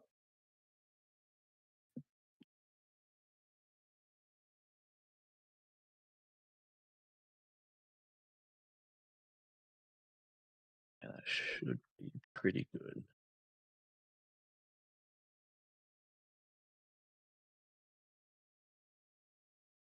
Alrighty. I reckon it's pretty even at the moment because Maladay, Skag, DME, quite a few strong players there. All right, let's kick this one off. That was the last player ready to go. Excellente. Okay. We'll post the rules one more time when we get in there. Correct. But essentially it's start outside the lava if you're a peasant, inside for kings. Somehow we still get that one wrong, even though there's a very visual barrier. Give the metal dono. Do it. Do it. Then the other main one that we have troubles with is don't build any structures that can hit any of your opponent's eco. So if you can reach a mechs, don't build it. Don't build it there. And if you have something like an EMP, a catalyst, or a Juno, only use it defensively. So if you're a peasant, that means only use them outside of the crater. If you're a king, only use them inside of a crater. All right, praise in the middle. Prey is in middle. Does look like I have crashed though. Maybe. Oh no. That's right. We can restart for you if we need to. I should be able to rejoin. I'm assuming that'll be long enough in that first window. Yeah. It should have place. been off. Location. Yeah, the placeholder's off. Yeah. We're good.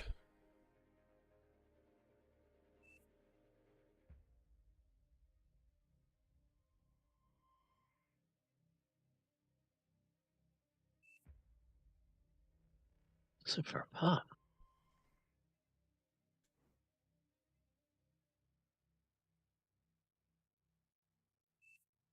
Alright. Alrighty.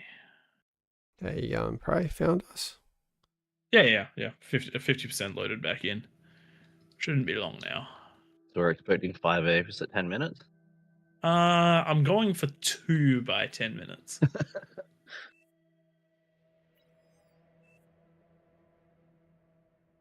Oh, I might be crashing a second time. Nope, I'm good. Alright, let me just jump back into the lobby and unlock it. That is a good idea. The locking. Can somebody give me boss? Yeah. I can't see, but I can unlock Can it. somebody else unlock it? There you go. It should be. Yeah, there we go. It looks like that one has worked.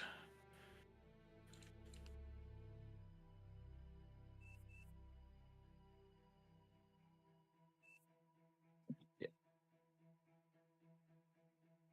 Okay. I feel like we've almost got enough unit cap to be able to go for and ticks. Possibly. Will do, Mazza. Although when Twig starts telling you stuff, normally he's telling you as it needs to happen, so you'll probably be like, What do you 15 mean seconds as? behind. It's after. What do you mean Well, you don't have 20 fighters to deal with this? Twig, I'm the C player. What do you mean you've got fighters now? You need to stop those tanks from rolling up onto the land. Is normally how it goes. Mazza just in chat there saying that he's going to support you and I. Mazza, just come my side so it looks like I'm better than Tom if I push my lane before he pushes his. Yeah, that's a good point. Equal support.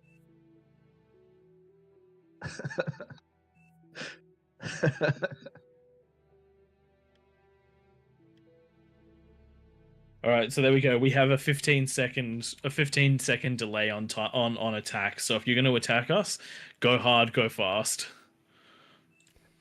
Are we about at the stage we can force start this one? I reckon we can force start this one. I'm seeing a lot of green, so probably. Don't see any reds. Oh, there's one red. From Yasin. Sorry, mate. You're going to probably spawn in the middle and we're going to eat you for breakfast. Yes. Like Give me Kratos the is. metal.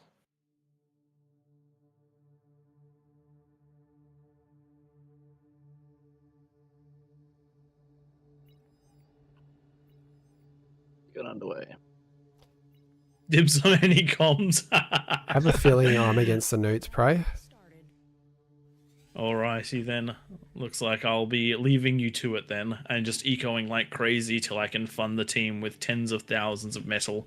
Get ready for the leaks. No assistance. None.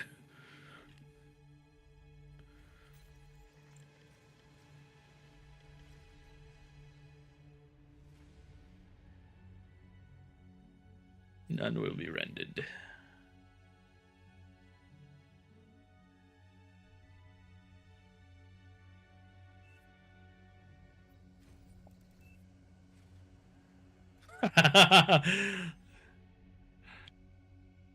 Resbots for crystals, but vehicles for faster build power.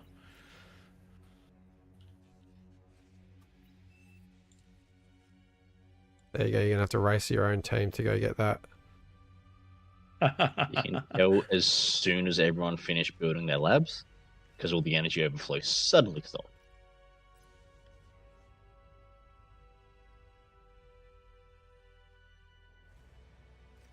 Nice. I need to pop a storage down. ASAP. Ollie. Sorry, I pressed a button so everything went skewy colored. There we go.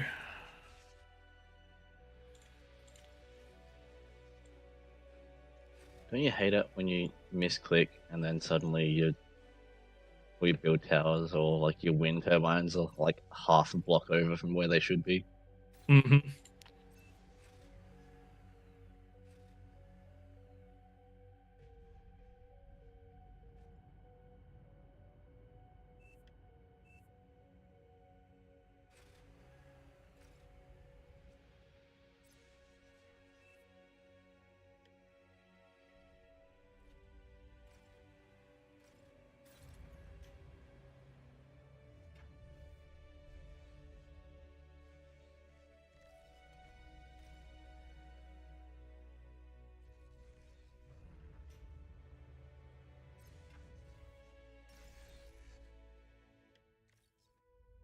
Sorry, gents. I'm stressing a bit because I want to do good for the team. Yeah, have you ever played that position before? I've never played this position before, not even in practice. I mean, we don't practice. You do it live every time, right? That's how it Yeah. goes? Enemy commander destroyed.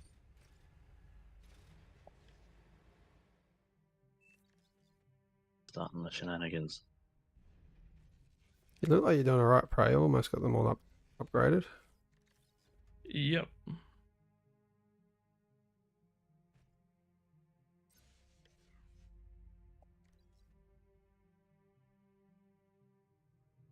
Energy's the biggest thing, I reckon. Enemy commander destroyed.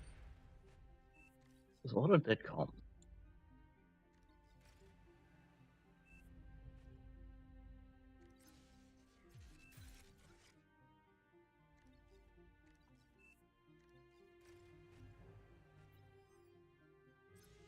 Friendly commander self-destructed.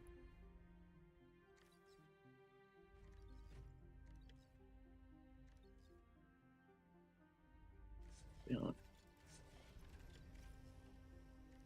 this off. Enemy commander self-destructed.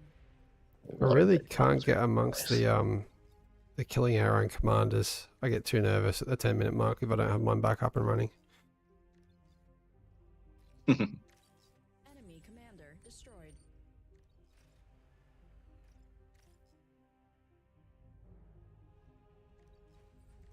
Enemy commander destroyed. Enemy commander destroyed. Your team reached Tech 2. Nice. Oh, haven't heard that one before. Enemy commander destroyed. Friendly commander self-destructed. Good notification for team games. Mm.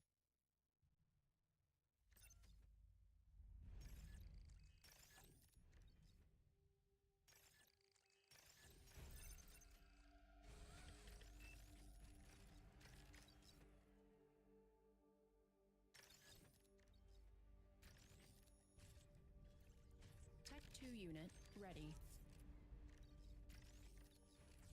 that build. Stream, you... Stream, you just watched me make the same mistake twice of not holding shift down.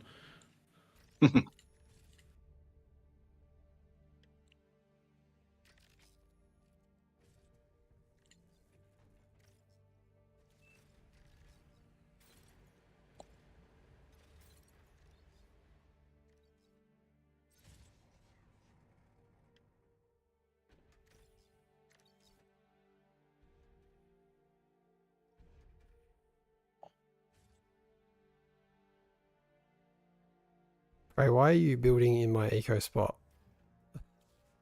You're 100%. You don't need it. That's your spot for eco. It's fine. It's I'm only coming up, temporary mate. stuff there anyway. Only temporary stuff.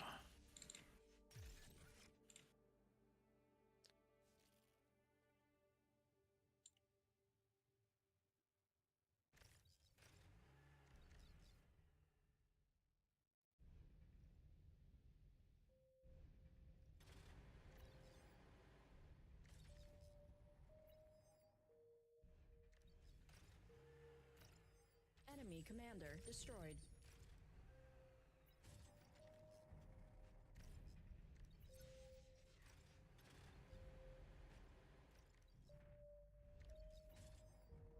Battle paused. Oh, looks like we've got someone doing something. Yep, someone's dead on the mechs. outside, killing mexes. Do we have a mod here with us not in?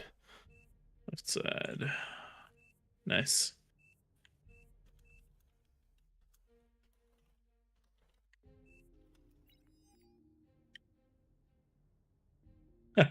No worries, Twig. Those will not be there for long. All good. I just definitely don't want any further forward when I'm facing probable No, rushes you're at 10 fine. minutes. You're fine. Battle resumed. Enemy commander destroyed.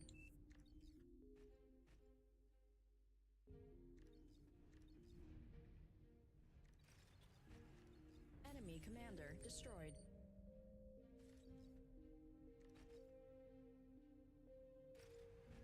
Low power.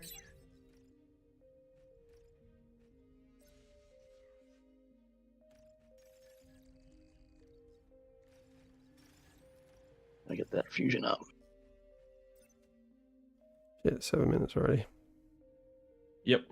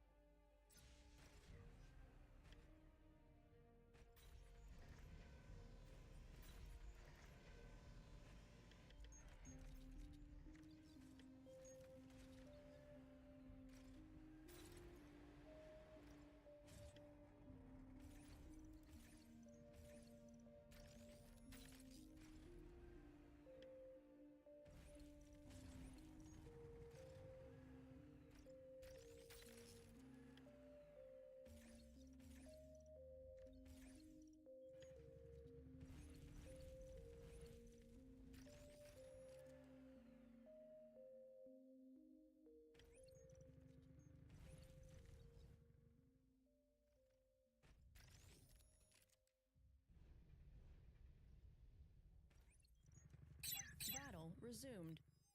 Battle paused. Oop, another one There's on one the down top left here. side. Battle resumed. Battle resumed. Battle paused. Battle resumed. Battle paused. Well,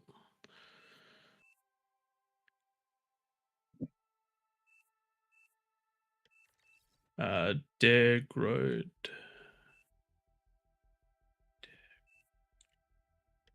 Will be.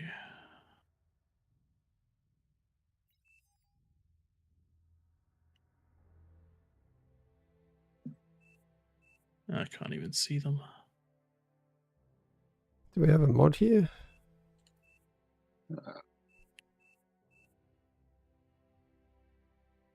Potentially. I think most of us are all in the middle of this game.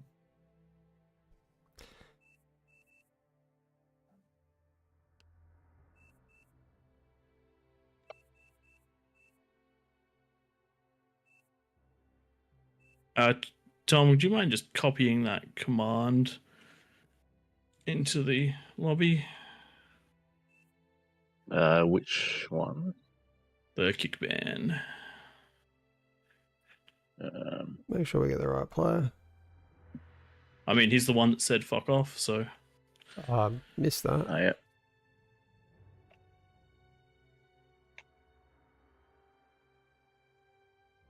Which one is that?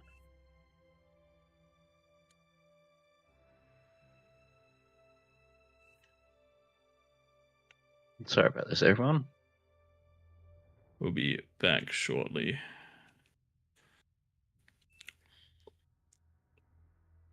I don't Yes, know if that same unfortunately, when player. I think that not same around the player is the outside. same one that broke the rules reading the chat. But anyway, no need for it. Unfortunately, we do need to pause to deal with these things, and we have to do the best we can with the tools we have.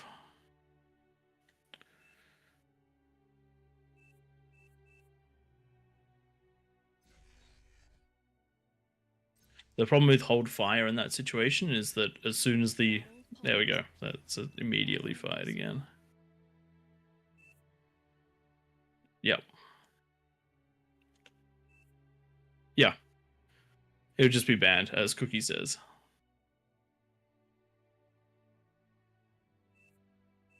Unfortunately, we just can't see who the player is that's up there.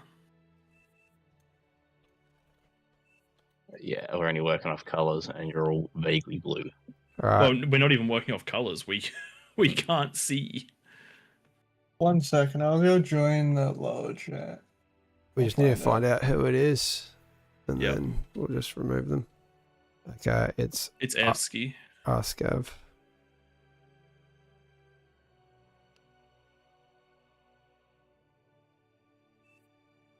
There they are. They're out. Done. Okay, if someone can please take their stuff, and we'll resume now. Just be ready to take it, and then put that unit on hold fire, please. I'm gonna resume now.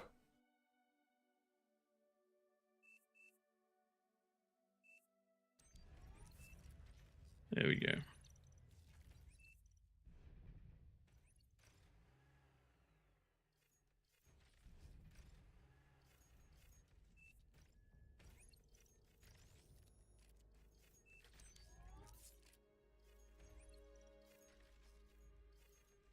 Enemy units detected. Hearing shots again. I mean, that's fine though. Tank Tom has definitely built units way too close. If that gets shot, Yeah, I did not mean for that to be that far up. I was just putting it near the ramp. There we go.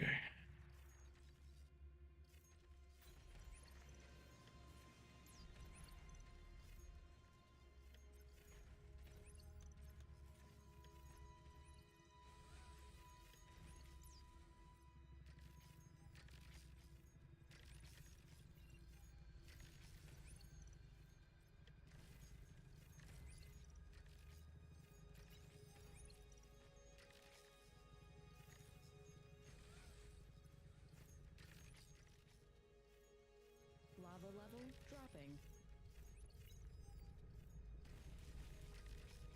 all right, what do we got happening?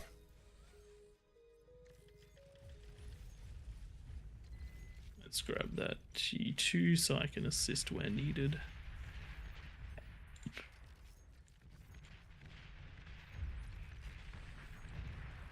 Tech 2 unit spotted. Units under attack. Unit lost. What's coming in my lane?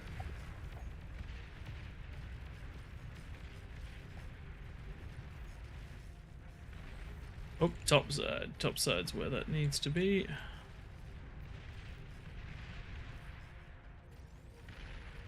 commander destroyed. Top side is definitely where that needs to be.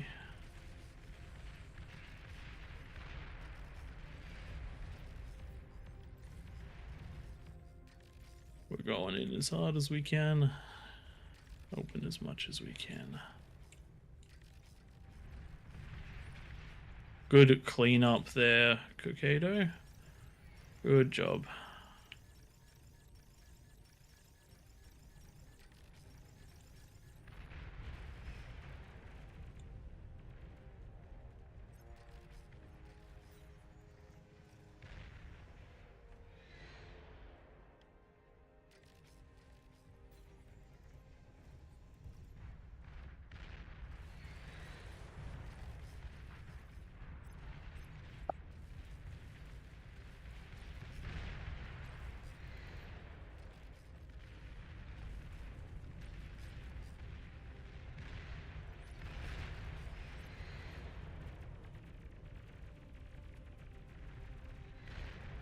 I'm just about to give you that build power down there, Twig.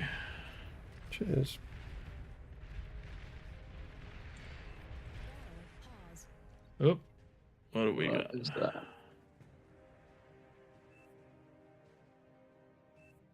Which one is that?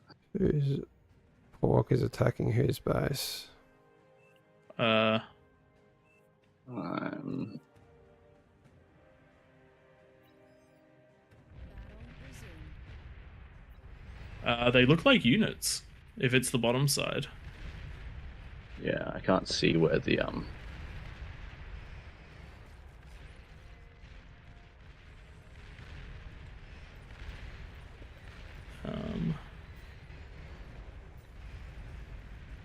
I'm getting pushed quite hard, right?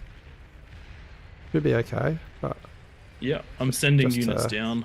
just in case. Grumpiness. Wow, stuff happening over here. Yeah.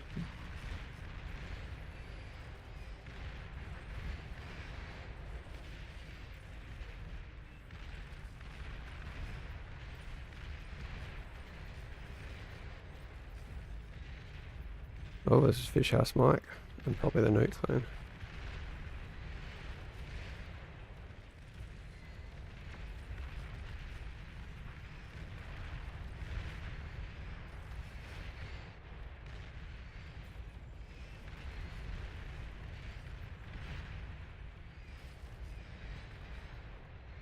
Twig, these are yours now. Your team reached Oh. 3. Received.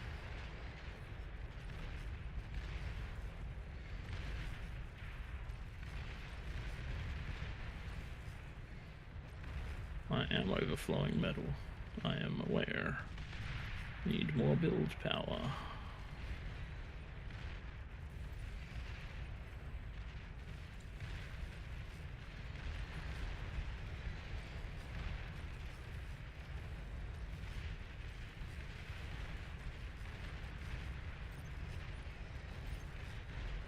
I'm trying to All right, looking around the map, we're in good nick at the moment.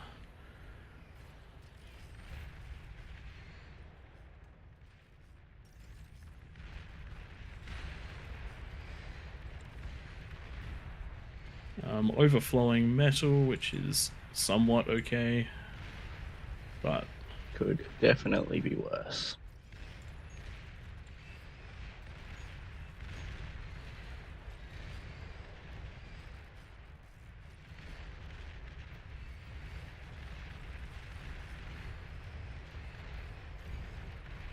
So have we broken out anywhere? We haven't. we have not.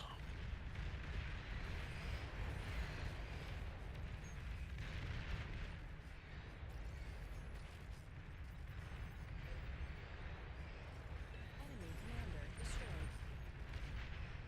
Grabbing a counter intrusion.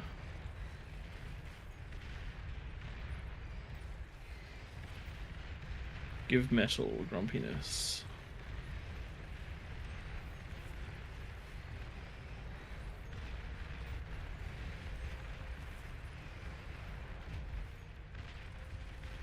Grumpiness.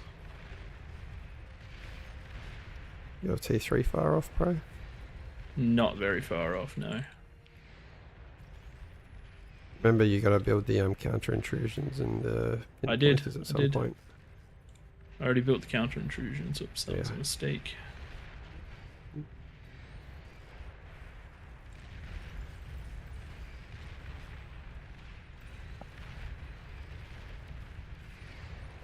Pause.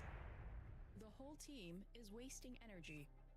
What is going on? What? Arbiter was last game. Yep. Come on, Different guys. rules for. Read the rules. This one is no static to hit things, and basically the rest is game on. Yep.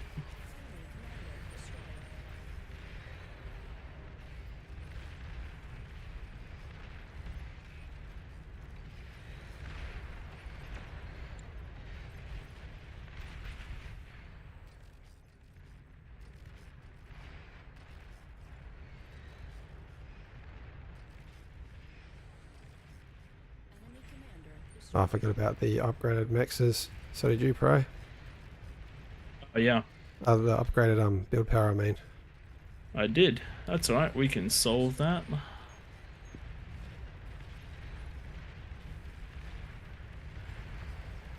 One demon would go very far. Oh, actually, you might as well just play advantage to where we're already winning. Yep. I see. We've got a lane going up there. Commander destroyed. Just send one down this way and one to each, just in case. Actually, Yeah. we should be fine. Nowhere's really lacking right now. Enemy commander destroyed. Big build power.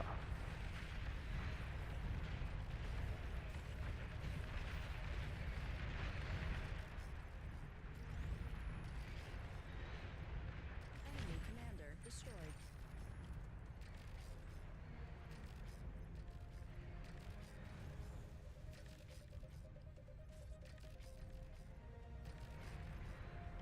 Enemy commander destroyed. Doing well. Oh, was that? Did I just see a catapult fire? I just took out a Possibly. lot from range.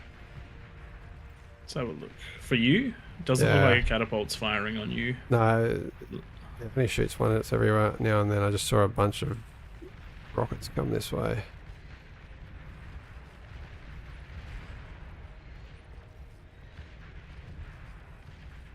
Something took out my units quite well. Oh, yep. Happened again. Oh, it's Scuttles. Scuttles. Awesome. I need We help. see less scuttles than I feel like we Units could at times. I am getting pushed hard now.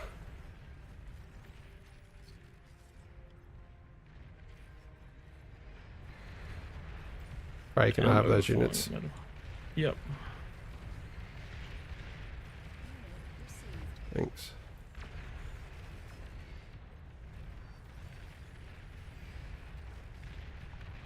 Alright, that should be plenty now. Big shoulder Yep. ball.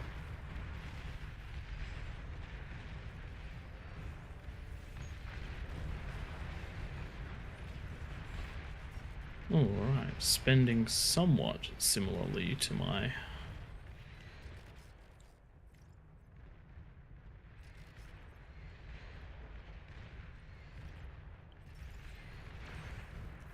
Unit spotted.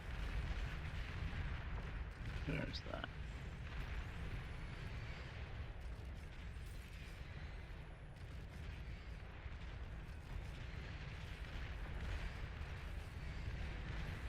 Let's get the masses rolling. Yeah, it was a catapult, I knew it. Start again. Well, Nuts. you've got plenty of pushing power with the units I sent you. Yeah. We are about to crack this bottom left side, I think. Nice. Enemy commander destroyed.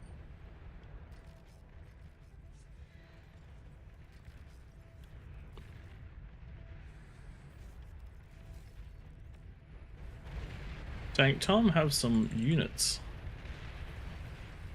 Thank you. Not say no to something like that. Lots of demons coming from this side now. I see them. Alright, What count as demons? long range stuff. Range being elsewhere. Being elsewhere is good. Hey, if you can put pressure on elsewhere on the map, they can only be in so many spots at once. Yep. You can, if you can hit them from multiple directions, you can somewhat overwhelm them, but that gets a bit rough. I have run out of room. I don't know why you build so much of your base over this side. Because it was needed. Look at that. Here you go. What do you need, Twig? Just conversion. Just Just some conversion. conversion? Alright, I'll build you some conversion then. Enemy commander destroyed. Alright. Here come the demons. Enemy commander destroyed. What else is going on? South? This corner really needs what help, I reckon, soon. The amount of T3 coming out of... Who is this? Melody? Yeah, Malade's gonna be a problem. Either momentarily. Commander destroyed. Unit received.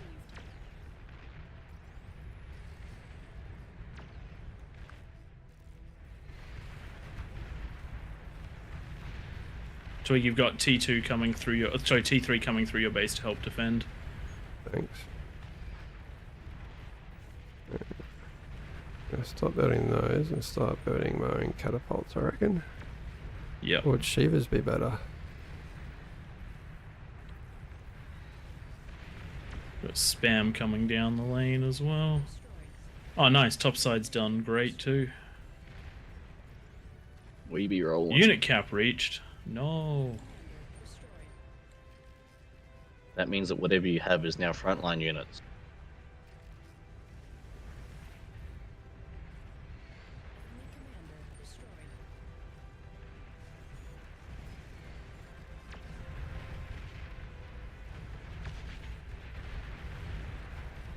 commander destroyed. That should be enough to push this time.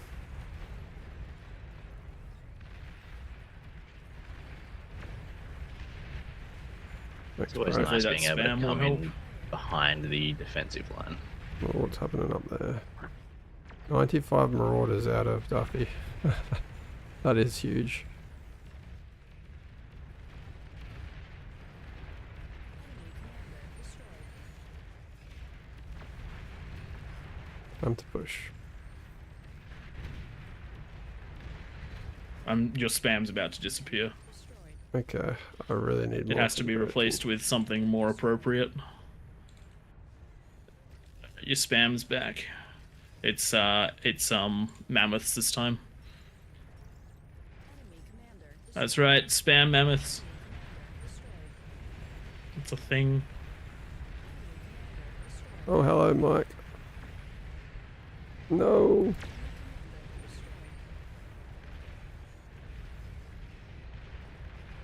Keep going.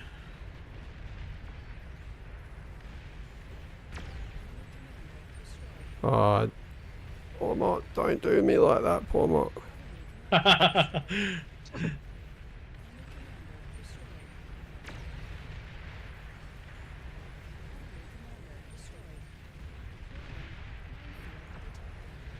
Minefield.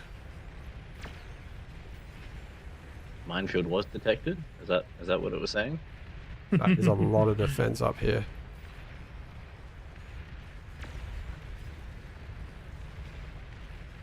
Lots of defenses.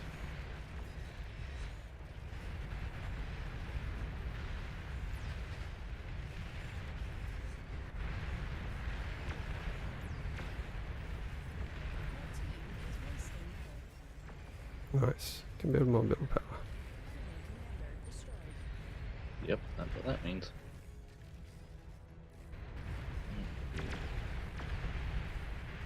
Oh dear, yeah, the whole team is wasting metal. We have exploded our economy.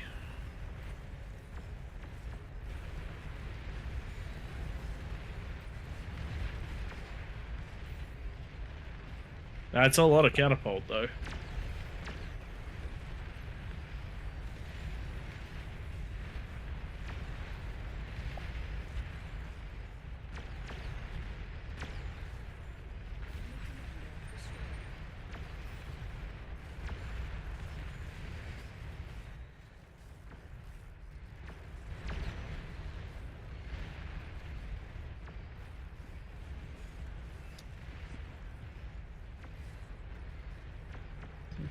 I think 60 with all of us might have been too much. Yes.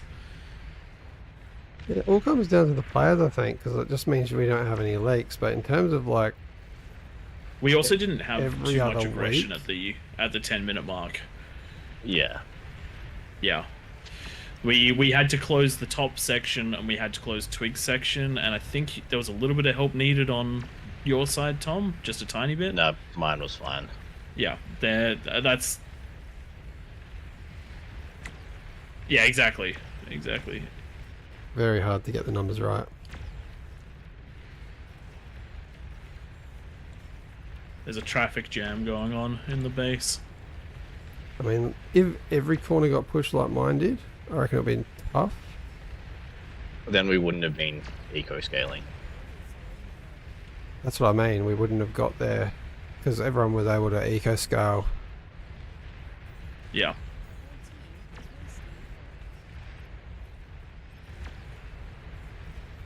This means more T3 lab.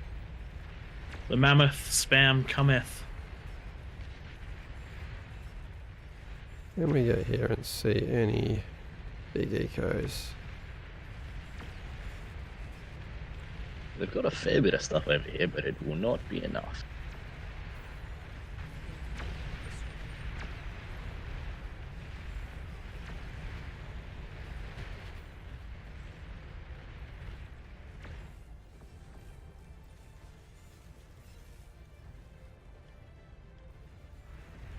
The funny thing is, we actually what we need is something to clear the debris.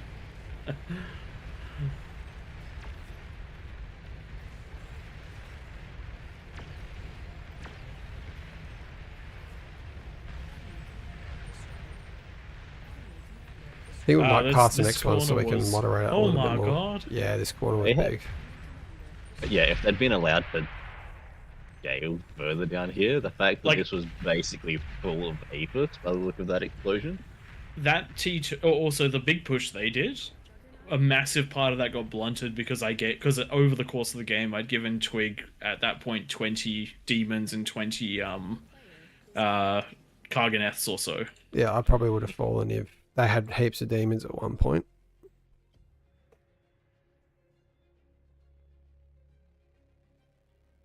Skag doing big. Alright, let's Yeah, damn. I'll spectate this one and cast it. Yes. What do we want to try this do runes? we- Do we want to try the runes now? We can try the runes. Oops. I rejoined the game. My bad. I will let you set up the ruin stuff. Big. Yeah. Alright.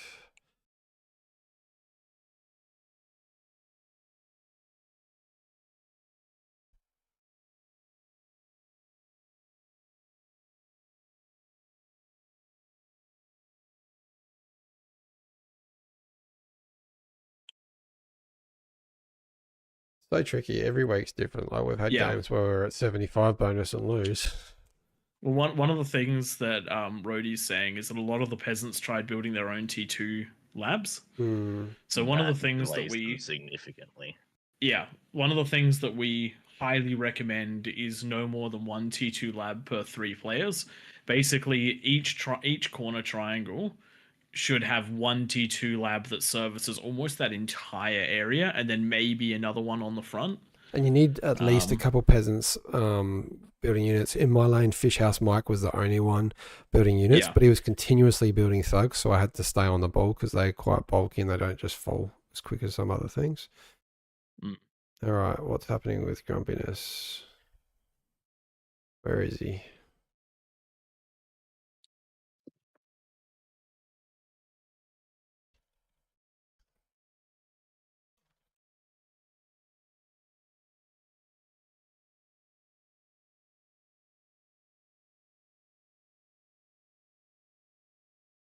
Yeah, it can be hard to do it, and we've seen eco players in the middle being unable to scale the way that I did off of plus 70 bonuses because they had to focus in they just had to focus in the eco. I'm sorry, the units. Whereas I was able to just keep units streaming out while ecoing, which it's not what you're supposed to do. But I had enough metal going because I was able to get 2 APHIS up by about the 10-minute mark, which makes a quite a strong push. I think this one we ramp the bonus for the kings. Yeah, it's going to be interesting. Just the as a peasants heads have- up, this is a test. This map, we have experienced problems in the past with maps that are one side versus the other. So unless the plan is to pop the kings in the middle, which will be an interesting setup, I'm not opposed to it, but we'll see what the go is. What's happening with the boxes? All right, I'll do the There's boxes. not a lot of metal out in the middle. Are we trying to put the peasants up on the top? No. It is just lagging, Where as do he's we saying. want? Yeah.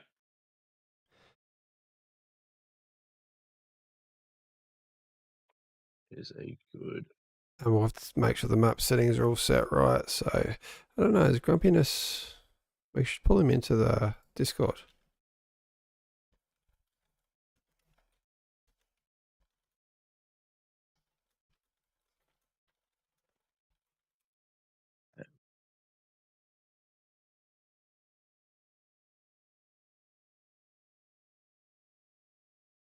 Should get rid of that. It is so laggy. To move Hey, into Office. Grumpiness. Hello. Yeah. Hey, Yo. hey. For those of you that don't know him, Two Pumps over on Twitch. Check him out. Really good content. Thank you. Start boxes. The peasants one needs to be kind of huge, so we have space for stuff to spawn, right? Yeah, like that big. Yeah. So there's a bit of no And for- man's land with those bastions. Should we make this just big enough to put ramps on there? Or is that too big for kings? Should we just give kings like the building itself? Yeah. I reckon just a good. building, yeah. Cool, done. And And this we one can, we can enforce a no rush timer, can't we? We can, technically. Yes. Overlaps. Oh. And now, Cool, how Tom. many kings is it for this map? I don't know. You may need a lot. If the peasants get lucky with an APHIS, you may need a lot. So the ruins, guys, for everyone wondering, where your commanders do not spawn, there is a chance of a random ruin being spawned that your commander can go and capture. You need your commander to capture it. So don't go detonating your commanders in those first couple minutes. You want to go scout the whole map, find stuff. You could get an APHIS if you're lucky. You might get an LLT if you're unlucky. It's a tip to not spawn next to any of the mexes, because if you spawn next to them, the ruins will not drop there. So you can be lucky with an upgraded T2 mex from the get-go. Right, we're hearing some 7 kings and some 5 kings, so I think we'll go with the 6 kings that are down in there. 6 And what do we reckon the bonus is for this one? Currently 40 players. I would estimate 50 players by the time we kick off. We'll just go a 50% bonus then. 50 bonus it is. Now, what's going to be tricky that we haven't done it on this map before, but the last time we did a head-to-head, it was just pretty much a line of pork that kept the peasants off the kings and the kings off the peasants, and it was a standstill for about 45 minutes until the kings finally fell. What was? At least I remember previously it was a But fairly choked front line. This one's somewhat open, but I It expect to is. see a similar result. It is. Can someone boss me quickly? That has not Can't you been boss sticking yourself? lately. I usually can, but I can't. Ah, Because it's of an the game event. crash, I can't. It's an event, so we won't be able to boss you, I don't think. Whereabouts are okay. you? So it's only Flo that can boss you. Are you in spec or? I've jumped into the game so that I was findable. I'll jump into spec. Is that all you need from me? I think so. Yeah, I reckon. Unless you want to stick If around we've for got all the this. settings down. Yeah, it's just runes. Everything else is normal cop. Cool. All All right, I think we are good to go. Oh, the lava thing. Should we take that off? Yes, I found the Does that lava. affect the Probably. map?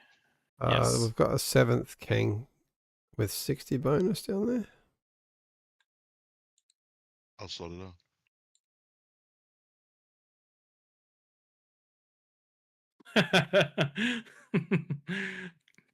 Hot potato and potato making some fries down in the King's Lane.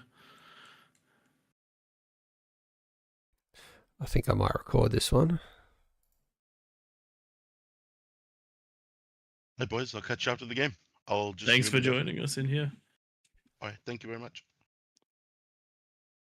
I reckon we're looking good with ID, so we should be ready to get going. I reckon so. What are the tweak units currently? Just the con turrets? Should it's be a just T2 the con con turrets. Yep. Yep. All right, you've got Water the is 10-minute no lava, rush. low tide. We still have low tide time on. And I cannot change It doesn't matter. It's 10,000 seconds, so you don't need to change it. There you go. Lava tide's disabled, so we're good to go Okay. there. Have we got the no rush? Yep, 10 minutes. Sweet. Yep. Oh, we can just sit back and put our feet up. Yep. None of the buildings will be able to reach that far.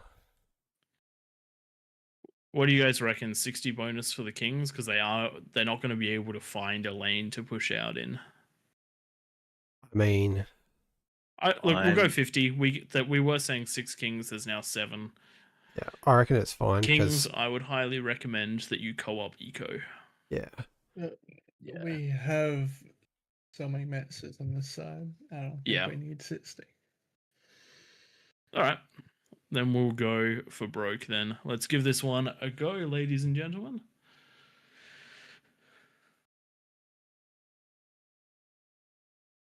All right, kick it off when you're ready, guys.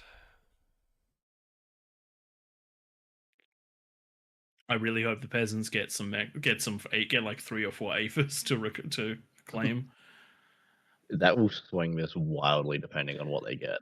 It is hard to attack that position, even with good eco. Yeah, the Raptors can attest to that. There you go. So,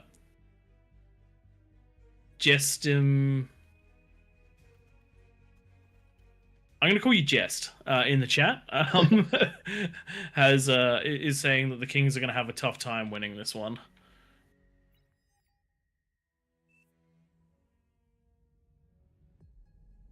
I suspect that might be the case. But we'll see what happens.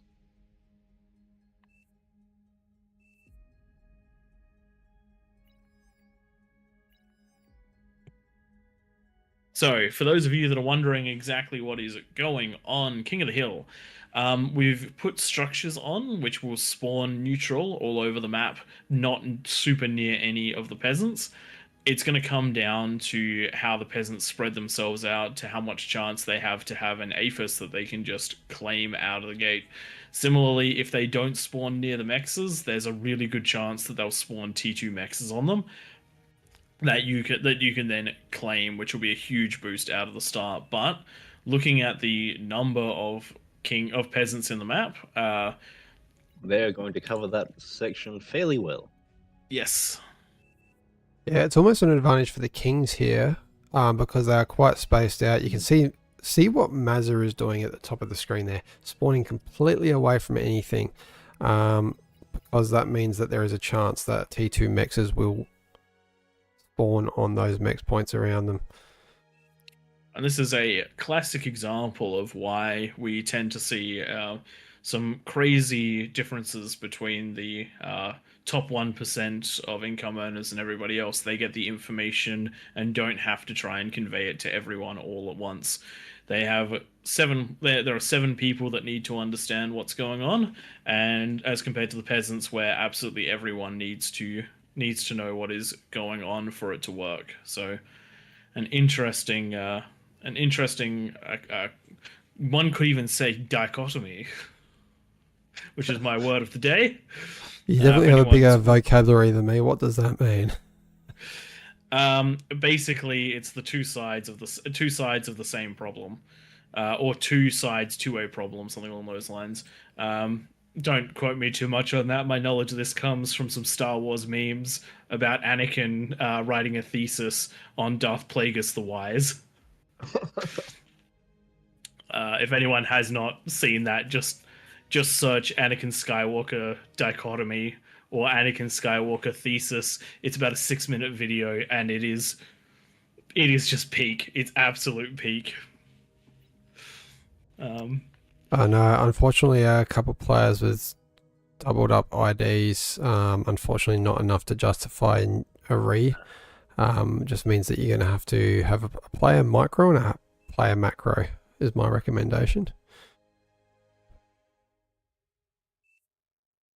I see what they're trying to do. They're trying to line everyone up on the front of the map, so the entire map the entire back half of the map gets covered in ruins. That's really smart. That is actually genius. Oh, let me swap over the views for everyone. I'm also going to start recording because this could be a total mess, in which case we might put it on YouTube as a mess, or it's going to be or it could be something pretty awesome. I'm always hoping for something awesome because I like fun stuff, but I'm always prepared for the worst. I'm going to start this one off in 1 minute. Bingo. I wonder if we can change IDs after the fact. Actually, it's a really good question. We do have things like Ragnarok's turned off, but could they spawn as random ruins? Ooh. Questions that could be, yeah, interesting. If they do, we do ask that you consume them for metal as compared to use them.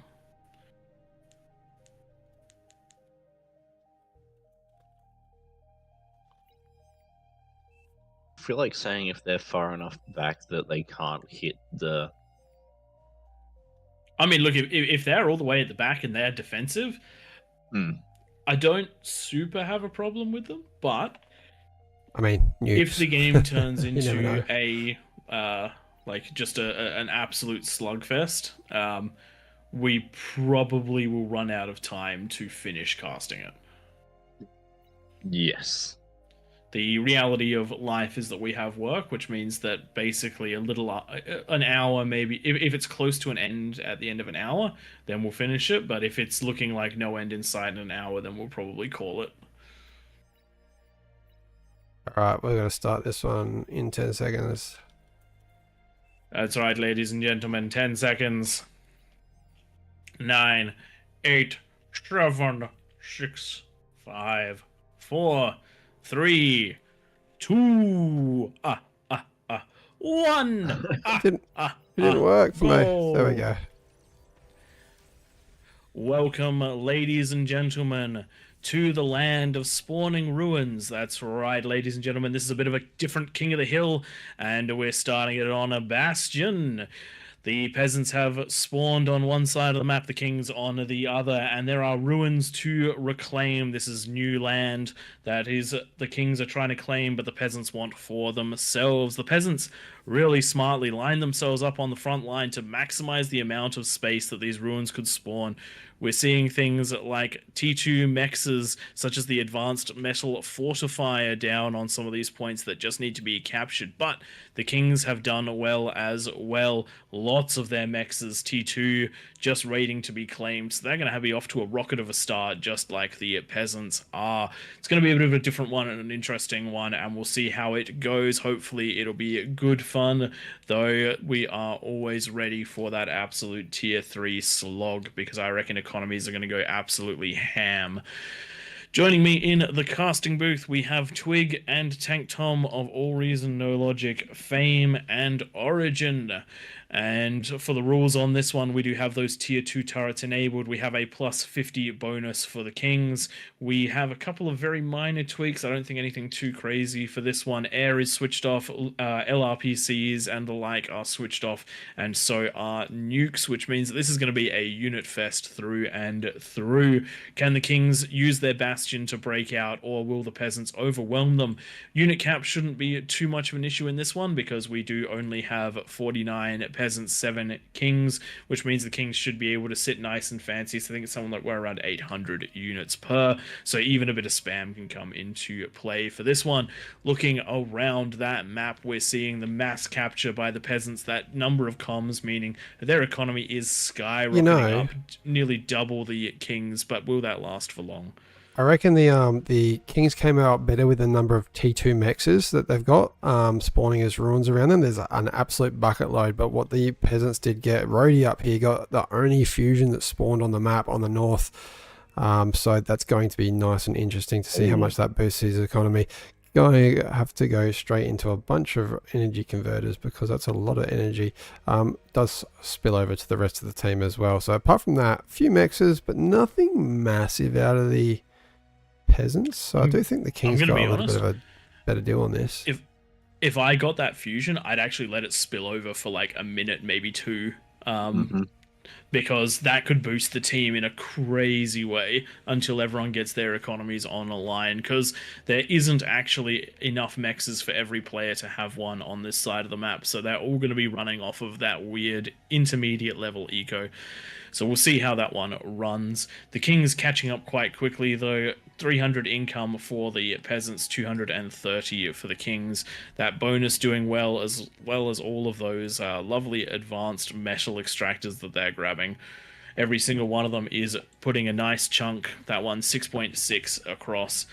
So it's going to catch up nice and quickly. This might be the first ever Kings game that we see where the Kings have as much economy in the first 5 minutes as the peasants do. Having said that, Maladay just gets the T2 mex down on a metal extractor worth 10, meaning that they've got 40 metal per second 40 coming in. Straight away going into some decoy comms. Interesting. I wonder if those decoy comms can do the same capture. They can probably capture is what I'm expecting. So Yeah, one of the interesting things... oh no, there we go. There's that plus 40. And if you want to give if there's a player that you want to give plus 40 metal to, it's Maladay. Maladay has just turned into Skag.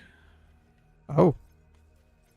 Yeah, giving the commander off to Skag, but keeping the base to himself. Sorry, I got so confused by that for a second. Maladay is known for absolutely insane Kings plays, so hopefully we'll see some really good peasant ones as well. We do know that they are also quite strong in the peasant co-op positions, and there is plenty of opportunity for co-oping over here. Does look like the metal is actually going to stay in favor of the peasants. They're getting some reclaim at the moment from the things that they do not need, such as defenses far in the back. This back left corner, there is plenty of cacophonies ready to defend against the back edge of the map. Not going to be needed, so hopefully they'll get reclaimed and boost players. Last couple of buildings getting grabbed as we go along. We'll see how the economy stabilize at 10 minutes when everyone has everything, but we're looking from players like Duffy in the back. We do have plenty of build power. T2 coming out 5 minutes through, and the income is sitting at a lovely plus 100 almost, so that is one of the highest I think we've seen for the 5 minutes for any of the King players before. So this is going to be a high economy game. Oh yeah. Those Kings still haven't gotten all of their mexes just yet either. Well, they're still sitting untouched. 3 T2s is up on that bastion there on the very front of the hill. Kakato's going to the front line on that one there. Duffy will hopefully... Actually, it's going to be Rosie that jumps over there and takes those last 3. And there we go. It sounds like we've just had our first comm detonations as well, so there's going to be plenty of eco coming down. Oh my god, Aphis. Maladay. Just about up as well. Jeez, that's going to be up before Duffy's is. That's a 13. That's going to be up at 6 minutes 15 because of those advanced constructors. That metal timed out. That was very well calculated. That metal is basically going to be running dry as the first Aphis comes up. Does need conversion though. Is going straight into the second Aphis, but conversion is definitely needed. 4,000 energy income, only 1,300 expenditure.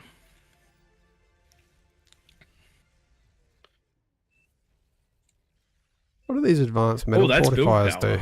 for the Oh, there's build power on the There's build power on it. Yep. Legion So ones. and it's a decent amount too, 400 build power, which is double, which is 2 build turrets. So that is something where you can build a spam lab next to it and do a great job. Does look like we're getting a. Does look like Ortab is grabbing their Aphis. Is going to be a little bit slower than Maladay's.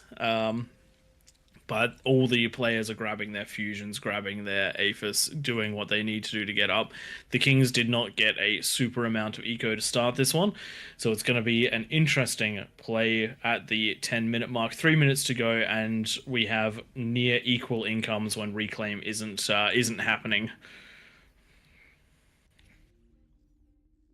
Yeah, this is probably going to be an advantage to the Kings, but for this sort of a map, I think they need it. The thing that I find interesting about these maps where there aren't passages, unless there's a breakthrough somewhere, this game will balance itself quite quickly over time, because the players in the back of the peasants will be out of scale, the ones at the front will be taking damage, the Kings will scale in the background. It will come down to a very heavy fight in the middle. Oh yeah. I expect kind of between those bastion sections, those couple of openings are going to be very heavily flooded with units. One of the things to look at is these are your entry points if you're a peasant. So if you divide the map in half, you can go up through here, you can go up through here, you can go down and around. So each side for the Kings only has 3 entryways. So if the Kings can hold there, basically 4 places to hold there and there, or 5, whatever. Then you're going to have a pretty good time.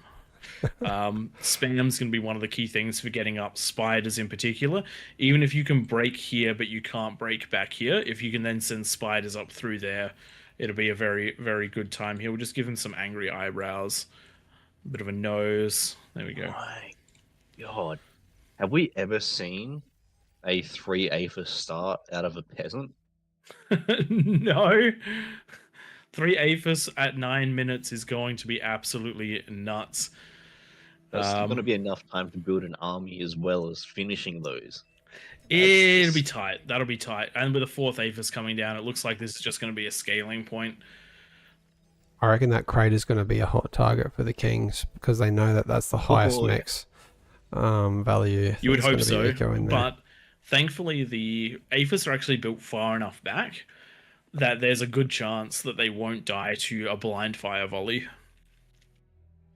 Looking at units on the map with 30 seconds to go, the peasants have 63 offensive units, the Kings have 16, so this is going to be a very passive 10 minutes. All players just trying to get that scale on. It does actually look like the Kings, despite all of the Aphis coming up for the peasants, are sitting at a metal advantage at 10 minutes, which is absolutely crazy. Those mixes, one not being taken down the bottom left, forgotten unfortunately by Potato. Oof, Potato, no. What have you done? You've ruined this for yourself. 10 minutes and the decoy comms going straight in. I love the use of these scouts here, the ticks, so they're going to get these commanders walking in and converting as much as possible. I'm guessing the hope is there's some pork here that the decoys can come across and take advantage of, and they can also build they can build some basic defenses, LLTs, mines. Interesting this also thing, provides vision for the peasants as to where the Kings are set up as well, and they're going forward and they're capturing these mechs is really smart idea. Something which they can also do, decoy comms, their D-guns do a tiny bit of terrain deformation. From testing in Raptors, it will take about 25,000 D-guns, but you can create another ramp up into the King's base through those walls. I didn't realize we'd tested that to the point where you can actually get up the wall. Oh no, I haven't, but I've extrapolated it from a few hundred D-guns. The fences. And if you want to prove me wrong, you've got to test it. Right now, I think Maladay's got the right idea. Just keep ecoing, because this is going to turn into a T3 bitch slap. out of both teams. With the amount of beamers already on the front line by Potato, T1's not coming through anytime soon. Similarly up north with Mazza, got T2 with the pitbulls and walls everywhere. And then Potatoes pulsars on the high ground. Pulsars defending the middle. I don't think The anything's peasants getting are through. going to is going to be a rough push in. So yeah, the ecoing is going to be key for both teams. Though I do see lots of opportunities for the Kings to actually push out. Look at the frontline defenses. There's nothing. There's nothing this entire side other than a couple of LLTs here. There is almost always big gaps early on, particularly with the front this wide. There's Top always side's a gonna bit be more spots to defended. get in. But again, the peasants basically control this front area, so they do have time to put defenses up. And the Kings, very few units in sight. Very, very few units in sight. We're talking 56 units if you don't include spam. Peasants getting close to 100 and 100 plus. Wow, this one's a slow game. I think there are more LLTs on the map than there are offensive units for either of the teams. Not combined, just either of them. I think you're right there. I'm also There's a big a fan lot. of the decoy comms. I really like walking around with decoy comms. They're starting to become one of my favorite units. The D-gun also does a bit of damage as well, so you can D-gun with them in case you didn't know. Exactly. doing Also, you great. can scare people with them. But yeah, Well, we got a commander caught off guard by some ticks. Is purple com, is that going to be enough ticks to kill it? I think it is. Oh no. Don't you just hate that? If only that one had been a decoy com. If only it had built one LLT to help defend it. LLT's Well, it does actually look really like well. Everex is getting the LLTs needed to defend against those ticks, so nicely done. I kind of like this, getting the ticks on the high ground for that vision. Run them right up to the edge and they'll actually be able to see off quite a far way, but it does look like they're going for the scouts near the decoy comms. Economies. The Kings are rolling. The King's economy is rolling. 2,500 metal to the 1,000 of the peasants. The peasants are going to really need to shore up and keep ecoing if they want to win this one. They need to start transitioning into those APHIS ecos very, very quickly. These players at the back, you have a fantastic opportunity to the players have an opportunity to boost the players at the back and to get an incredibly safe amount of eco. Wow, I'm loving These back areas, lots of space, plenty of opportunity. I'm loving what Duffy's doing right now. He's got the first of its type on the field. I don't see any equivalent for the peasants team. I don't want to say what it is in case the peasants are listening in. Just please put spam in front of it. Because Yeah. we saw that earlier tonight, a really strong early push with these units. But it was completely nullified by a handful of snipers because there just wasn't enough spam in front of it. The spam had been built, it just wasn't microed. What I'm enjoying is the top side. We have Mazza, who is going hard into the sharpshooters with the spam in front. They're going to get a lot of damage done, and there is a couple of counter sharpshooters, but the spam is massively in favor of the Kings. But a couple of good shots by the Sheldons and a couple of good bits of spam, and those snipers have been pushed back temporarily.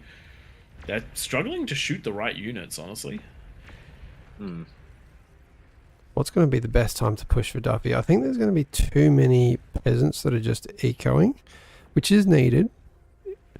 But at the same time, I but if don't you want can to see... push before the units come up, then if the peasants don't have the units to stop the push, it will keep on rolling, and the only thing that's going to hold it back is the commanders. Yeah. And unlike choke point maps, there is a You huge can opportunity spread. here. If you run into a commander, just go. scatter, and you Yep. will take out many economies on your way through. Oh, And once the man. hole's opened up, it can then be exploited further as the game progresses. That is a nasty screenshot I'm taking right now. If you stand over the top of the Kings and look back towards the hill, it's just all blue. Oh, yeah. Sea of blue buildings. That's When you fantastic. turn on the player view, for both sides, there's just that massive dots. This is quite possibly one of the biggest games we've ever seen on Ancient Bestian Remake.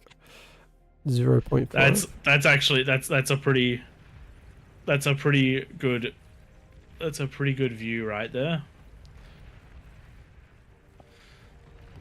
Alright, we're going to see Sweet, I hope you these. took a screenshot of that because you've been complaining that we haven't been taking screenshots enough. I definitely did. One thing I always forget about the thumbnails whenever I make videos. What is happening with these units? When are they going to get used? Is it just a matter of it's going to be so many it can't be stopped? Look, my goal with this would be to get 1,000 before I push. We won't say what it is. Right now Everyone there's knows 44. what it is. Let us know in chat if you know what it is. He's going for 1,000 ticks. Be ready, everyone. I was thinking the same thing as you, Jest. I thought that the peasants' economy would scale much faster than it is, but that bonus is the 50% bonus really does let the way that this works. An APHIS, instead of producing 3,000 energy, produces 4,500. That means that it takes. That means rather than needing 4 converters, you actually need closer to 6. And with 6 converters coming down, actually you almost need 7. It's 6.5. Instead of getting 40 metal from the 4 of them, you're getting over 100 metal from the 6.5 of them, which means that every APHIS scales like crazy. And that's something which you just cannot replicate as the peasants, even if you have many players doing many economy things. One of the things that you'll also notice that a lot of the peasants have gone into the mass wind. Mass wind is a very efficient way of getting energy, particularly on a map which is 6 to 22. But it's not efficient in terms of space, in terms of build power. You can put down APHIS and convert that into metal faster than you can put down the winds, unless you have ludicrous amounts of space and butlers to go through. Big push onto the top side here, and it does need to be coming in. We have mass snipers that are target firing those vanguards, but the vanguards getting big shots on, and the snipers have moved into range of those pulsars in the middle of the map. Doing it good here, but that's an expensive trade for something that the Kings are just going to replace very, very quickly. Yeah, I feel like more of these peasants need to come online. If I was the peasants and I had at least a fusion up, I'd be building 1 lab and sending ticks forward just to stop any pushes coming through, because there are going to be some big pushes coming out of the Kings, especially when they're this far ahead. Look at Duffy's eco, that's some pretty APHIS. What do you reckon it's going to be, 100? I do think he's going for 100 before push. Yeah. Honestly, if in that position, I would keep building until the team was under threat, and then I would go. I think it's probably going to go soon. Well, he's got a maximum of 561 units that he can build, and he's currently at 561. So he's going now. I think that's going to be about the time. Got to eat those T2 turrets. Eat the T1 turrets. That's what needs. Sorry, to eat happen. the T1 turrets. Apologies. I've been all casting these for a useless while now. defenses that aren't going to get fired anything anytime soon. Actually, And here we go. This is one of the things that might actually do quite good. The Recluse coming out from the peasants. The problem is that these bastions are very well defended, and the places where they're not, the areas in front are very well defended. Potato with his 30 beamers, 14 pop-ups, 11 pulsars, and build power to keep it all alive, and ticks going forward. Does look like the push is now starting from the Kings. The vanguards are starting to shell in, and it is going to be up to the peasants to start breaking their way, to start breaking this push. One of the things, the Kings are almost as powerful as they are going to be. If you look at them, they're maxed out on metal. That means that any more economy isn't going to be doing them much good. It's going to come down to build power, and even then they're going to be limited. So this is just going to be a... So the Kings are as powerful as they're going to get, and the peasants can be more powerful than the Kings. This is epic. There's 154 of these bad boys lining up in a straight line, and I think we're going to see a march shortly. Group them and hunt holes. Don't distribute. The other thing for the Kings is a lot of them are getting very close to unit caps, which means they can't make any more than what they're already making either. Oh, this is going to be good.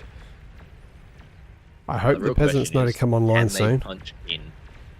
It's going to get to a point where, like, the Kings, they need to really push soon, because the peasants, when they come online, there's so much more eco that the peasants can have, because there's so many more of them, and Exactly. everyone's got a 561 unit cap. So before they get into big T3, that's when the Kings have to win. We've seen this on special Hot Stepper, where the Kings and the peasants actually both hit about 10,000 metal There and we no go. more for the entire map. And it didn't matter what was going on. The peasants then had the advantage because they had the APM. Here we go. The pings are coming. The pings are coming. Dun dun dun Dun dun dun dun dun dun dun dun dun dun dun dun. Oh dear Yep. Lord. We will find where the weak points Oh, are. we've got a comm here. This could be absolutely huge. How many is it going to get? Lingeron. Oh no, no D-guns. No D-guns. Too much firepower, and the units are pushing through. Mass D-guns are in these gonna be positions. in. Oh wow, Kill Oswood cleaned up all of those down the bottom side, but the march is on. Units, please, is the call from the peasants at the moment.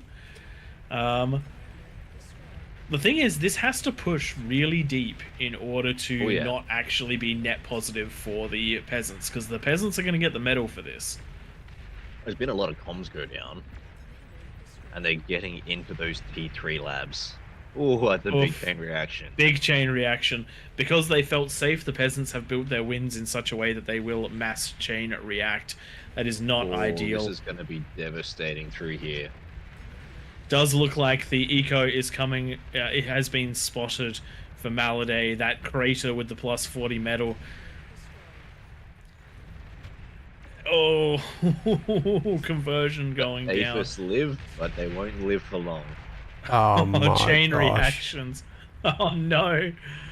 Unfortunately, with a player like Duffy on the Kings team, the scaling has been absolutely insane. And this has knocked the peasants back completely. Not enough units. Not enough to stop this. This would have been hard to stop under any circumstance. But this is significantly... I think it was the right call with the units. Mass them to unit cap and then push all at once. And I gotta say, Yes. this wasn't unexpected. This is why we've avoided the face to faces. I genuinely thought We can this was going find to be this. peasant favored. Yeah. Last time we did this, it was, but I think there was a lot of experience for the Kings, and the eco boost probably could be dropped by maybe 20%. I reckon that you could definitely drop it by at least some, but it will come down to who is there, and it also does come down to RNG. The Kings got so many T2 mexes, so many T2 mexes, and the peasants only got one fusion. It'd be potentially interesting to maybe try this again without all of the reclaim on the field. Yeah, potentially, but I think that would definitely fall in the favor of the peasants, though. yeah. Look, let's for sure. Let's try. We're willing to try just about anything, because I just have to say, almost all of those Razorbacks are dead. There's only 50 left. Only 50 left. There was like I think they've done 300. There we go. That was a complete whitewash once Duffy pulled the trigger on that. Those Razorbacks walking straight to the back of the map. It's always concerning when you don't see much happening, because you know that whatever is coming is just building and building and building. That is also something really worth knowing. The Kings didn't have to really put any money into units. As we said at the beginning of the game, at 10 minutes, there were less than 100 units on the field. When that happens, the Kings are going to build up economy at an absolutely insane rate. If you want to know just how fast you can build economy, then jump yourself into, say, Raptor Crater, give yourself the 8 mexes in the middle of the map and a plus 50% bonus, and by the 10-minute mark, you have 2 fusions or a fusion and an APHIS or 2 APHIS or something along those lines. By the 20-minute mark, you can basically have unlimited if you don't have to do anything but scale economy. The plus 50% bonus if you are left completely unharassed is absolutely insanely hard to beat. That's the last corner to be cleaned up now, and you can see there how many T3 coming out of the Kings you've got. Just a casual 1200 units rushing towards the back of the map. 26 minutes and 12,000 metal income for the Kings side of the map. That's crazy. I've tested it. Now we know what to do to maybe make this one a little bit more competitive. It is luck of the draw with those ruins. Last bombs on that bottom side, and it looks like it's been found there now. There we go. Very nicely done. Does look like we might be getting some explosions from those ecos. Some nice chain reactions there as the players control D their stuff at the end of the match. Let's have a quick look at those graphs there, because I think that what we're going to see from the metal production, this insanity came not exclusively from Duffy, but Duffy by the end of the game was worth maybe 3 of the other Kings potentially in economy. That's experience right there. That's knowing how to scale your economy to an absolutely insane degree. All right. Well, I think I've got time just for one more quick one after this, and that was an interesting one. We'll work on tweaking that one to work better for a balance, but it's always going to be a bit tricky to hit the nail on the head when there's so many different factors in King of the Hill. There definitely are.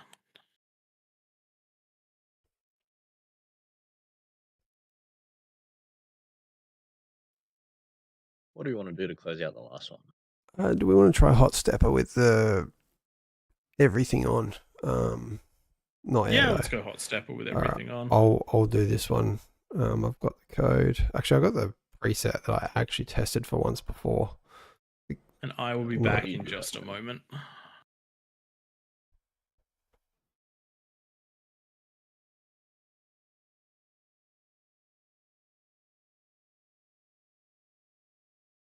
Hey, Twig. How'd that go for you? You've just kicked everyone out. God damn. And Flow is there still? Why did that kick everyone out? Probably because your preset was for an 8v8 rather than a big one. It's because I've not saved it during one of the events. I've saved it while I've been setting it up. That would do it. Oh, see if I can get a ring on Flow.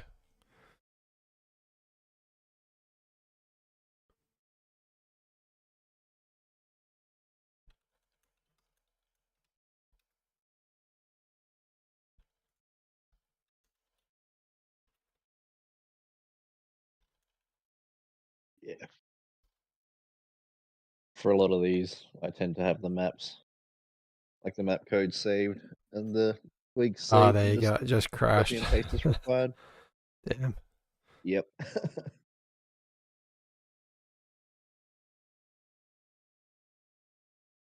Alright, let's see if we can go one again. It was when we actually tested it the other night. After the game, Tom up resaved it when it was just you and I, so it wasn't opened up. That's my bad.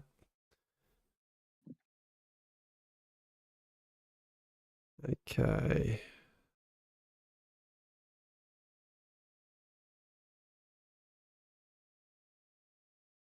Do we want to rehost, or are we think waiting on we someone will. else to spin up a lobby? Seeing if Flow's there, but I don't think so. He did respond before it crashed.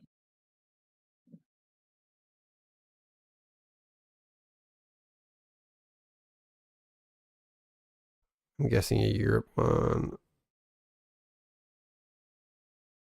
There we go. Host game. We'll do a Europe. Hopefully we get a good server. I will Join on you.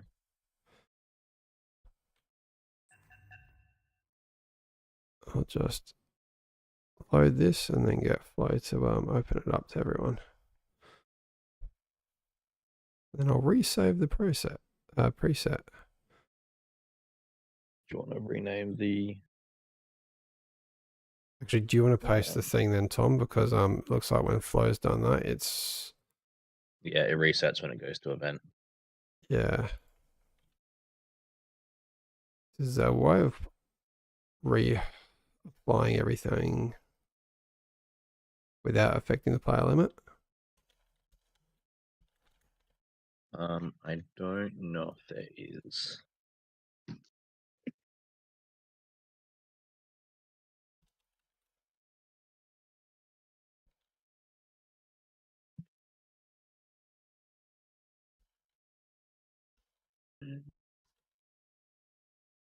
Spawn order as well. So do I do it? It's going to kick everyone again. No, that's right. Just I'll put the map code in.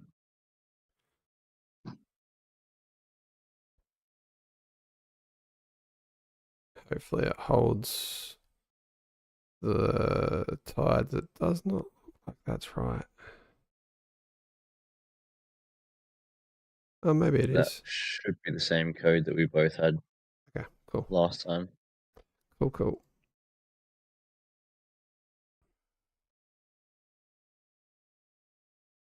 I'm guessing we want the T2 build power as well. Yeah.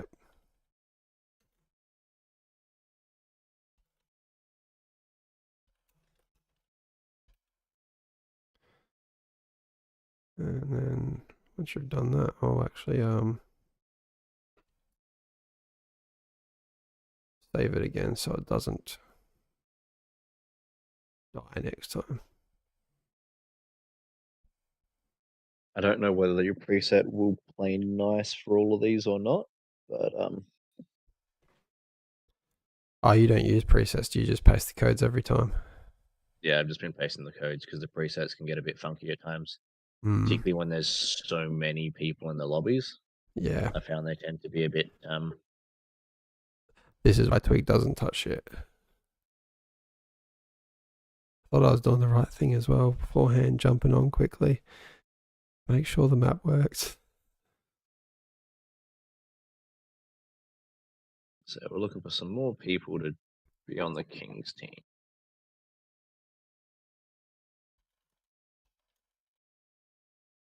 Wasn't it 11 kings?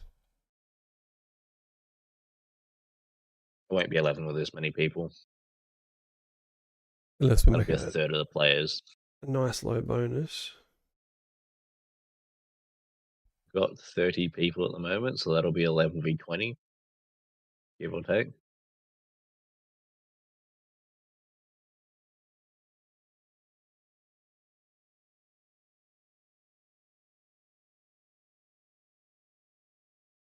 This will be an interesting one with this few people.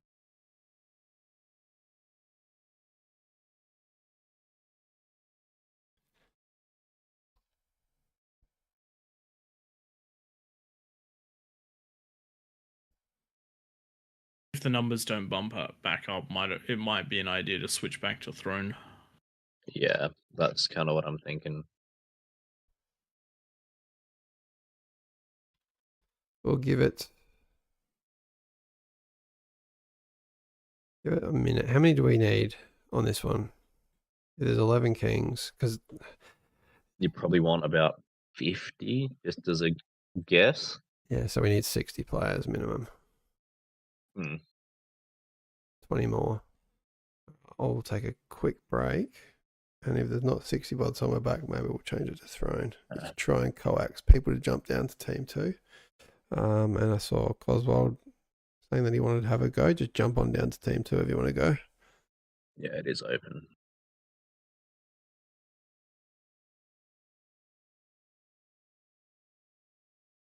This one was a 50 bonus, wasn't it?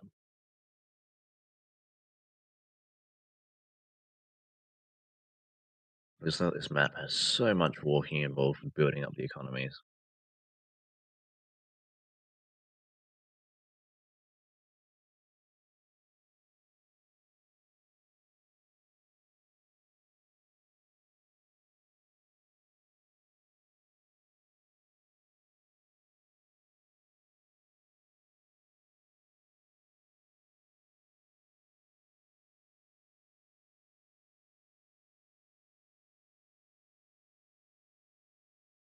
Cool. IDs are all looking good.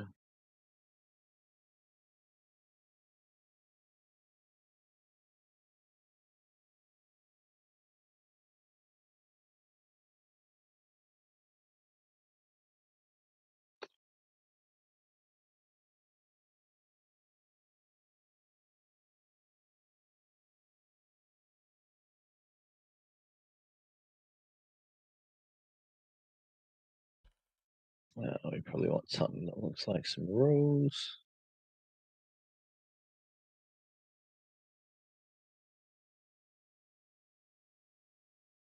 And for that, I'm just going to use the Raptor ones, I think.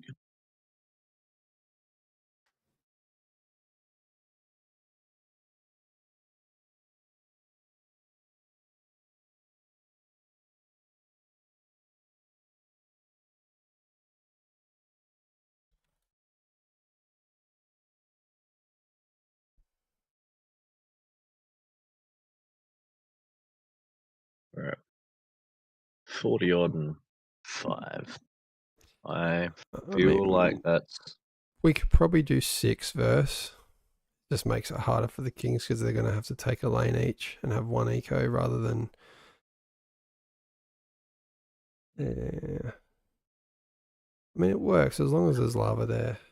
We'll just do the right bonus. The biggest challenge with these is the amount of walking to get the ecos built for this. You're not wrong.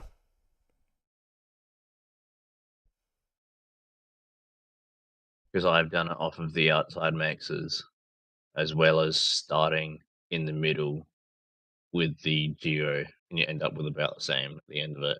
Just because if you have to walk from one side to the other, it takes too long.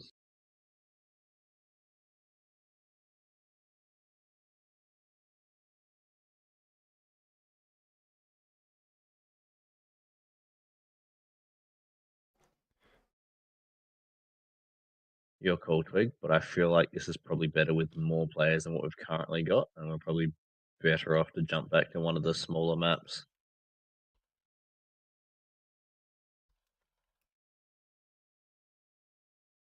I mean,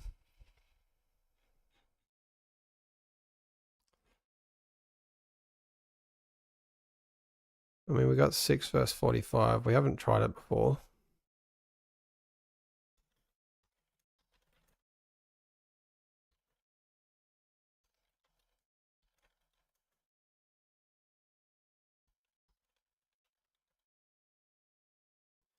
I mean, let's use the chat. Do people want to jump back to Throne or just try this one out with less players? Let us know in the comments on Twitch or YouTube.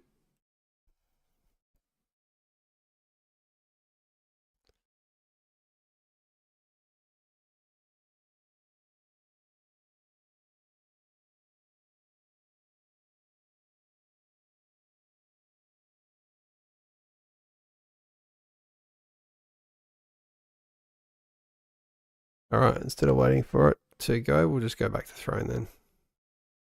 7 verse 40 odd. That works.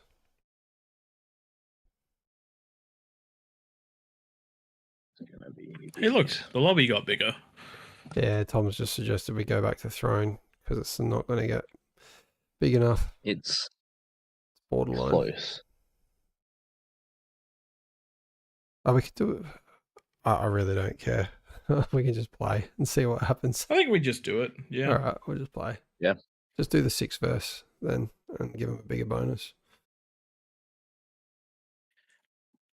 Unless we get 5 more people wanting to jump down there and be a. What do you reckon the bonus should be? Like 75? 70, yeah. Oh, we got 7 kings now. Stuff it. There's going to be 11 kings. Okay, then just plus 50s.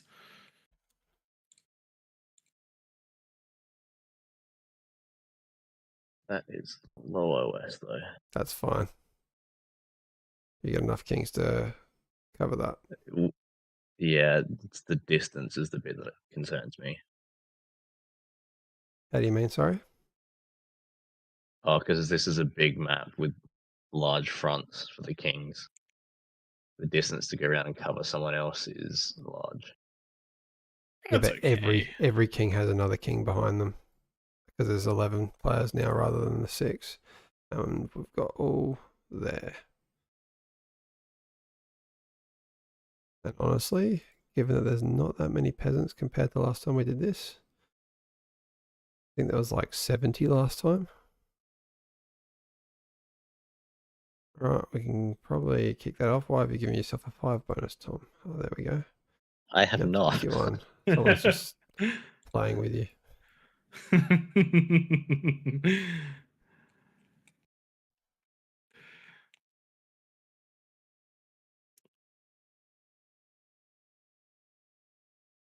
All right, 11 kings it is, and we've got 43 peasants. I do think the bonus is a bit high for this amount of peasants. I think 40 would probably be better. All right, At then we'll do 40, 40. you struggle to get fusions up. We can do 40 if you reckon. You Twig, got make a decision. 40. You got Melody and All right. you got Thelo up there and Happiness. I'll start from the bottom. In fact, definitely.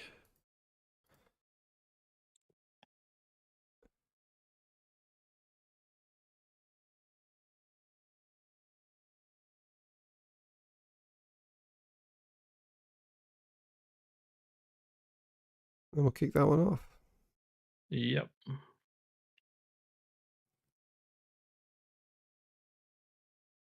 So Kings won this last time with a 50% bonus, and there are about 70 peasants. All right, let's go.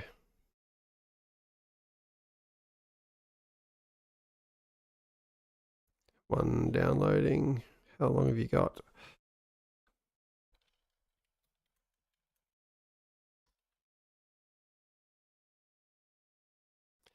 Peasants have flash now. Game on. Rebel node in there as well. Contributor.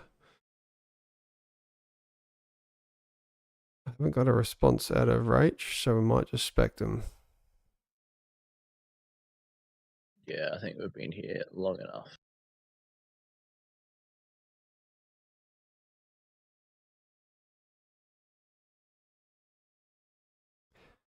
Should be able to get. I just realised I've been recording the whole night, so my hard drive is probably full. Okay,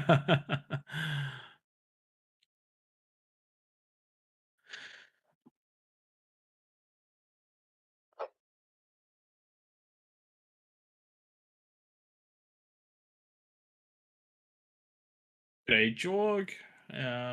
Pineapple pen, I guess.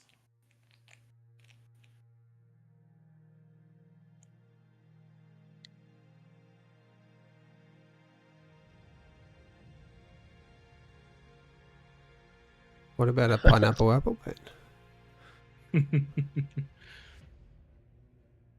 I haven't heard that in a long time. Yes, exactly what Fishhouse Mike said. Everyone subscribe to AllReasonNoLogic because I need a new hard drive. You know what I actually need? I just got freaking, I got done for holding my phone while driving. I wasn't using it. I just had it in my hand. $700. My God, it sucks to break the law in Australia.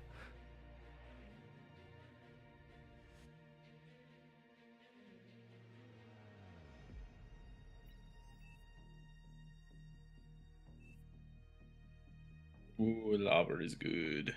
Now, just bear in mind, peasants, huge amount of reclaim around the map. You've got the volcanic vents, 1,000 metal, 80,000 energy. I do forget about all the eco that spawns in this one though. You do have to remember though that a resbot, a Laz or a grave robber will only consume the rocks at a rate of 1 per second, so they don't reclaim as fast as they do on corpses of units.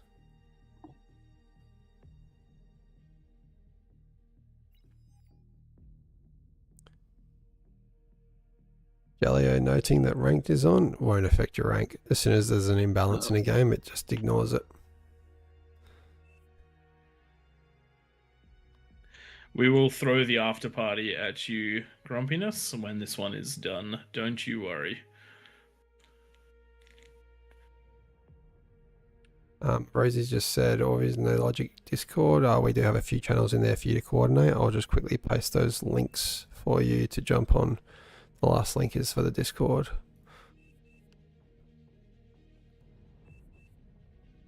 I'll also throw it into the official Twitch if anyone's watching there and wants to join the Discord.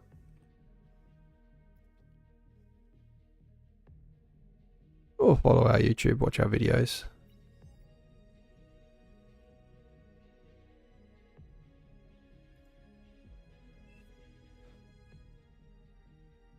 We've got one king yet to load in by the looks.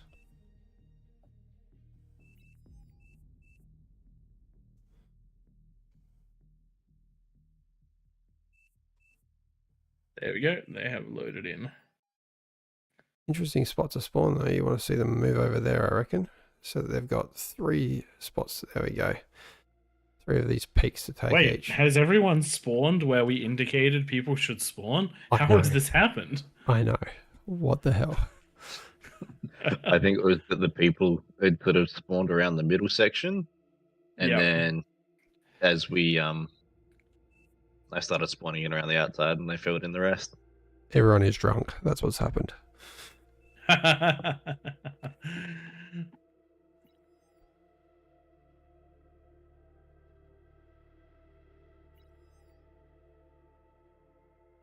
Oh, blue-eyed says if you get caught in my country, it's €350 or 1 month of no driving. €350, probably similar to 750. Yeah, 700. they're Not basically quite. bang on with the currency exchange at the moment.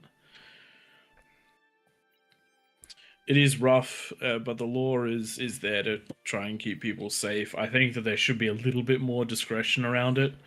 Like, if you're obviously not using the phone, like holding it upside down, like the picture showed, it's probably Yeah. probably. Well, there was a guy that got It- done for having a phone on his lap because he didn't like having it in his pocket because it was too tight when he was sitting down. I read the article about it, and yeah, $700 for just having it sit there. But if you have it in a bracket on your dash, you can do It's fine. anything you want with it. How stupid is that? Australian Like, laws, one- a bit dumb.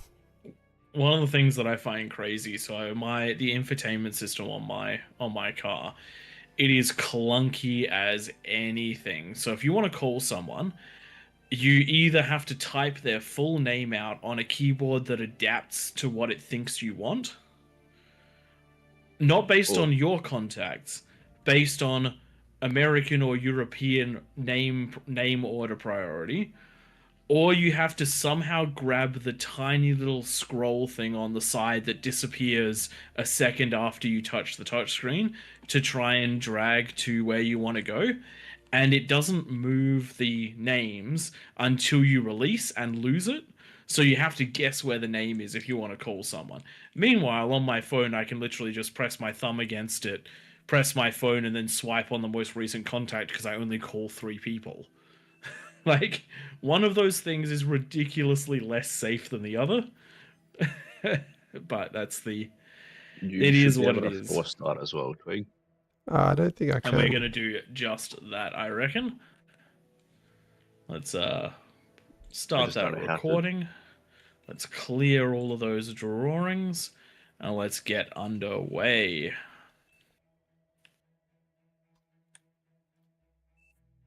Yeah, it doesn't do it when I do it.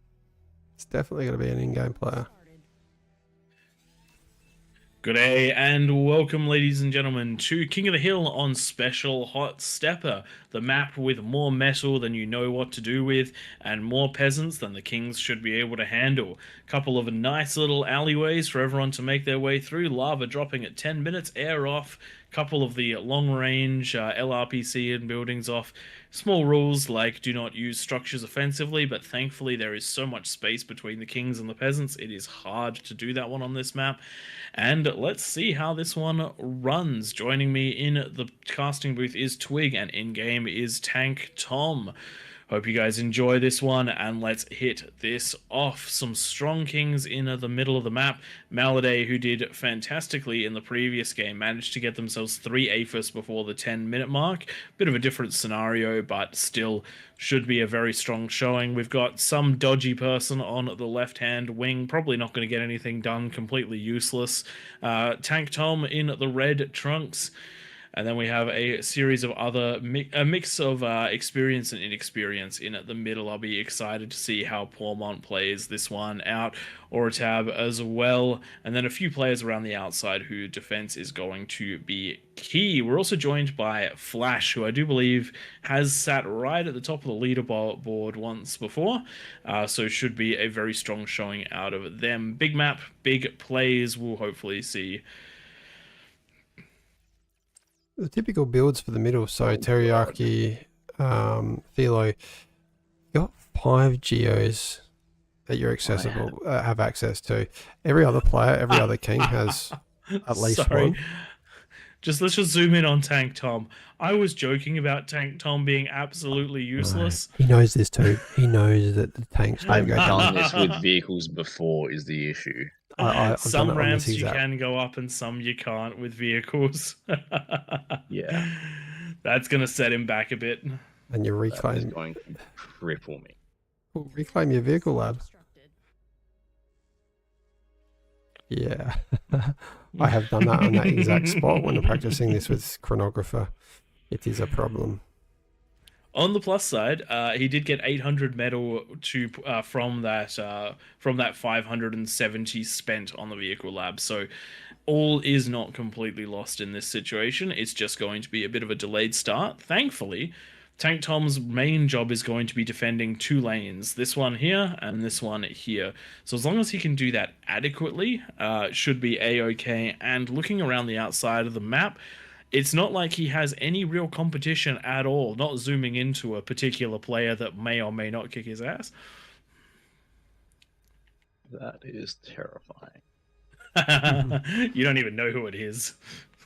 I mean, it so doesn't many, make a whole lot of difference. So many player names in King of the Hill these days do so much. Like, it doesn't even matter what your OS is. So I've seen some people with single-digit in-game, like standard game OS, absolute champions at King of the Hill. If anyone is interested in a King of the Hills OS,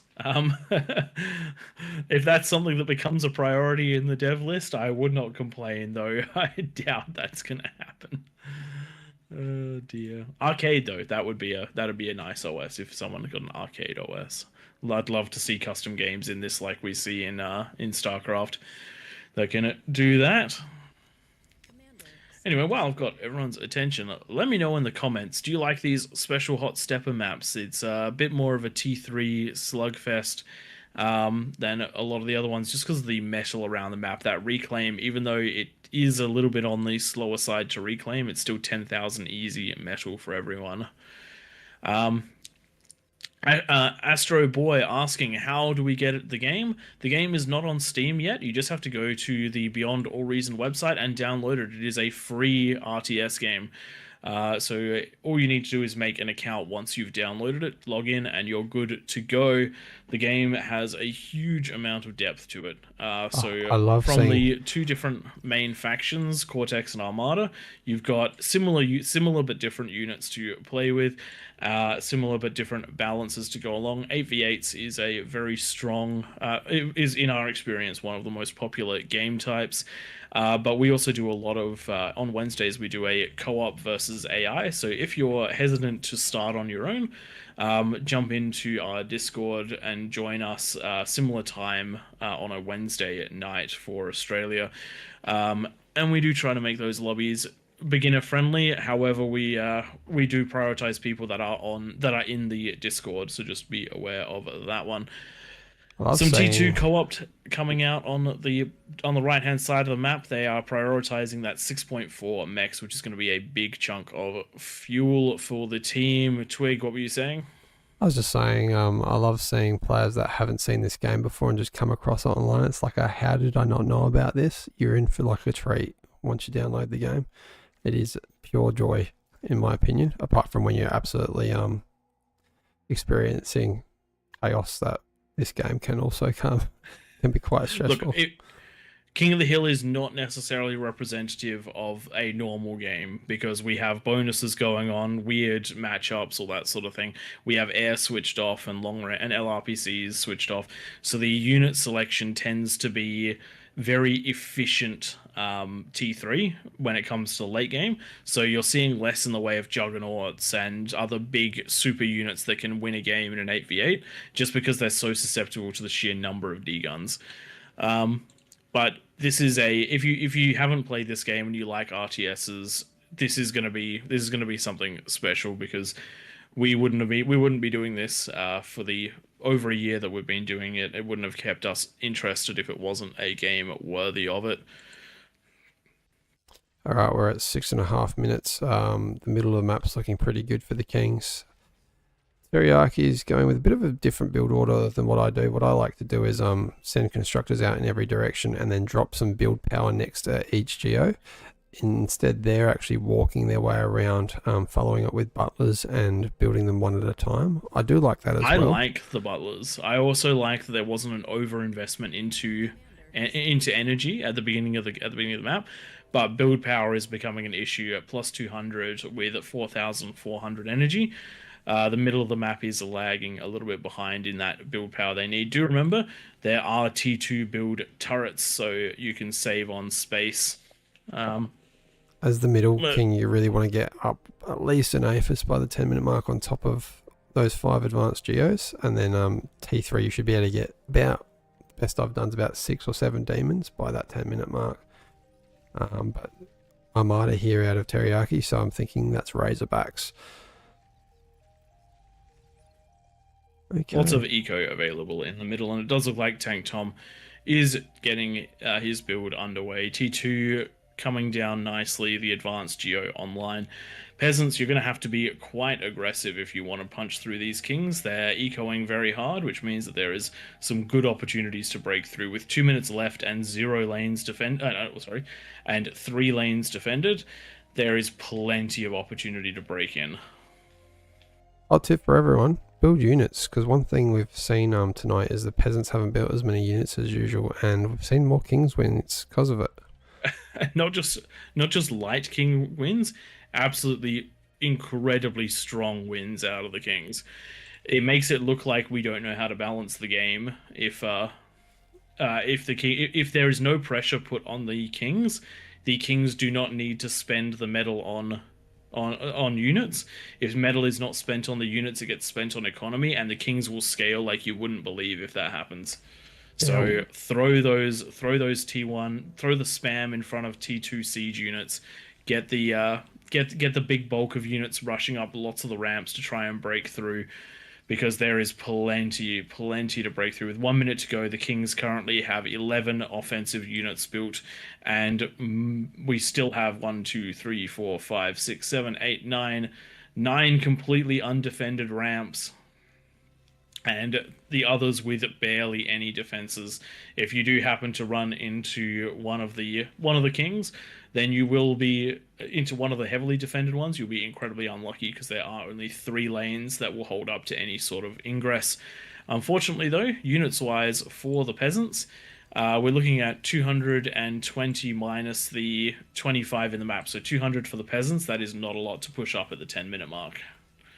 Yeah, so many undefended lanes. The 10-minute mark is the absolute best opportunity for these peasants to win this, because right now the kings are almost even on metal per second when there's no reclaim happening. And like Raptor Crater, I reckon they're usually about 70% behind at the 10-minute mark. So they've done well. All right, the lava has dropped. The lanes are open, and we are good to go. Push in there, boys.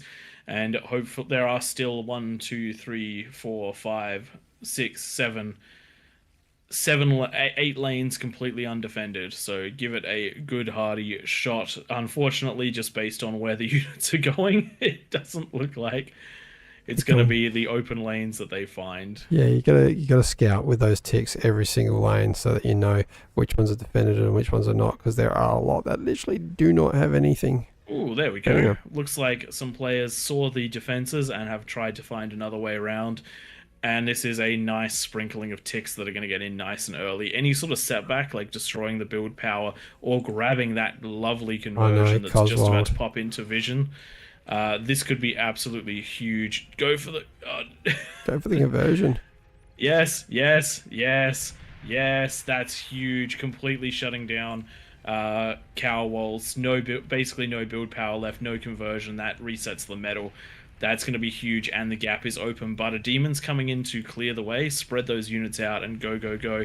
Tick's getting good vision, and we have a stout push in the top side of the map. The Kings have over invested in their economy and are struggling to deal with this. Though Tank Tom is about to come in with a strong D gun if those units don't run away too hard. The sprinters are really good counter, by the way. Really good play right here out of Oratab, who is very experienced in this one, so nice work there. Oh, we have Units more have units been coming on the pulled off of a south. few of these lanes. Demons are clearing them up though. We've got some more pawns coming in against the lane of Kiss Dogs Kiss, on Mouth. Interesting. And unfortunately, Kiss, very little in the way of defenses, going to have to be holding this whole thing off with a single Wolverine. Not going to be a particularly easy thing to do. Does look like they are a little newer to the game, so a little lack of experience is opening them up to big offenses from the Kings player, from the peasant players. Poor Melody. Did I just see a reclaim? I think I just saw a reclaim on that one. You did. I think you did. Quite insane. So very nice on the defense demons, but a decent amount of damage going in, and this is why we talk about how important those early units are on maps like this. This is the amount of damage that's been done with very few of the peasants getting out there.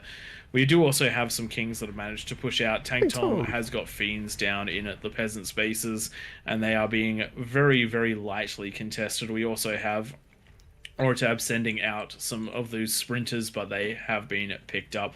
Does look like the game is stabilizing now. Yeah, sending those Fiends out, if you actually just come across, don't even have to go for the basics, come across all the res bots. If you can kill the res bots, there's a lot of metal to stop them from reclaiming. Kings overflowing on metal. This is nice. Like, yeah, with that bonus, Tam Teriyaki going up to their 6th APHIS. Why not put down another going for 7th at the same time? When Eco's not a problem. And this is the thing, the T3 is out to defend now, the T2 is out to defend now.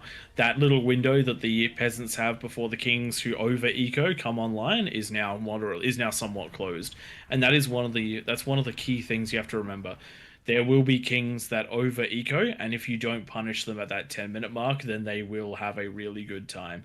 And if you leave that middle player for too long, they'll also be having a very strong time. Metal equal on the map, though, which is a really good sign for the peasants.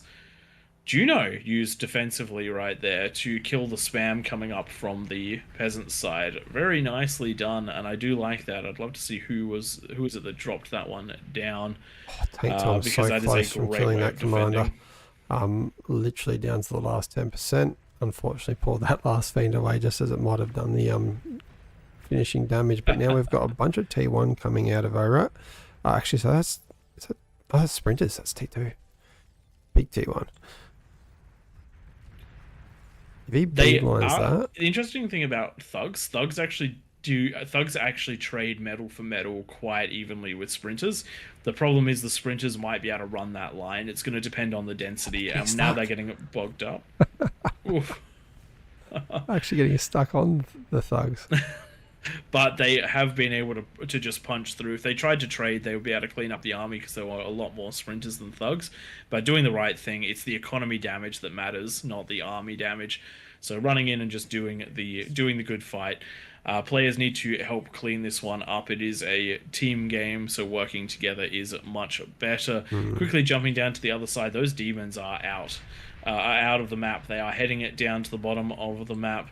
These players have tried to get themselves some T3, but it is unfortunately coming at the cost of those demons doing a very large amount of damage.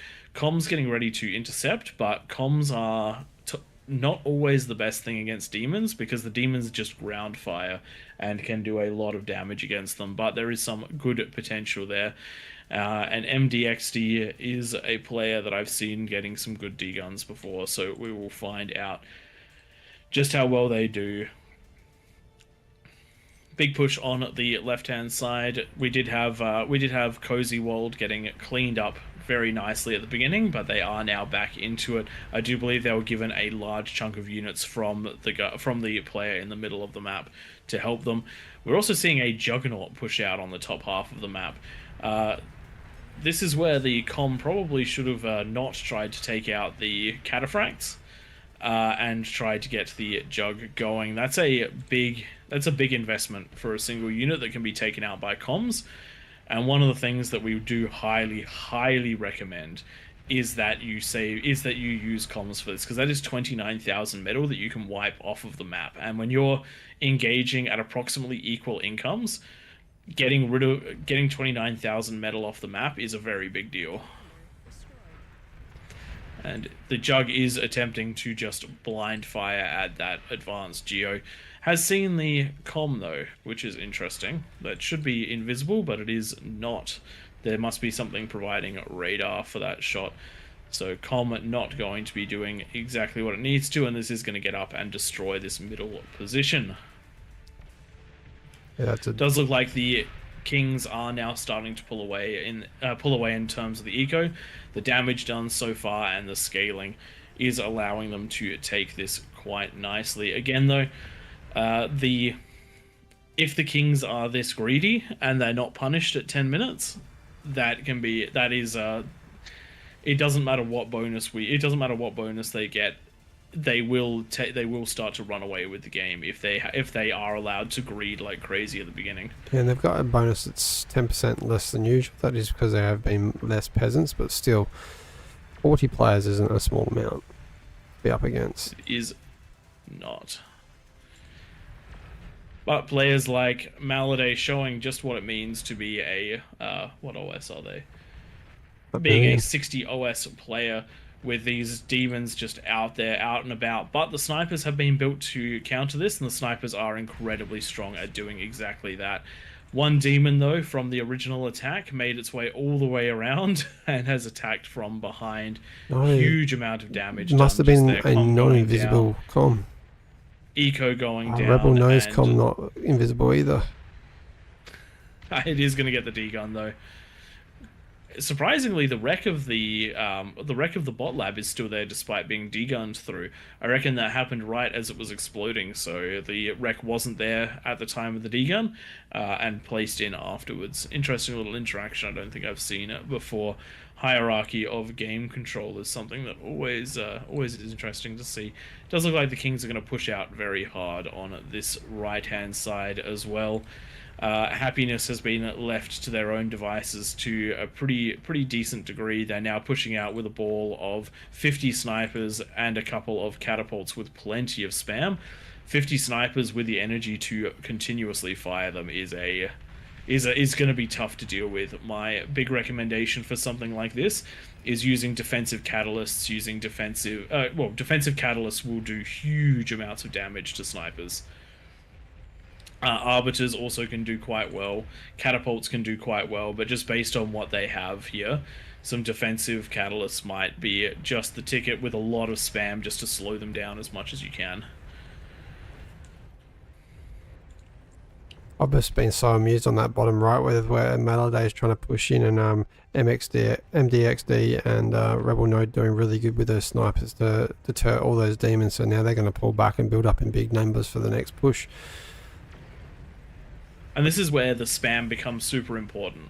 If Maladay's done a really good job of getting the T3 rolling, but without that spam pushing in front of it, it's just been unable to break the sniper line. But if you were to have, say, 4 labs with 16 build turrets pumping out ticks, that's about as efficient as you can possibly get, so long as you do the right build orientation, because it does actually matter.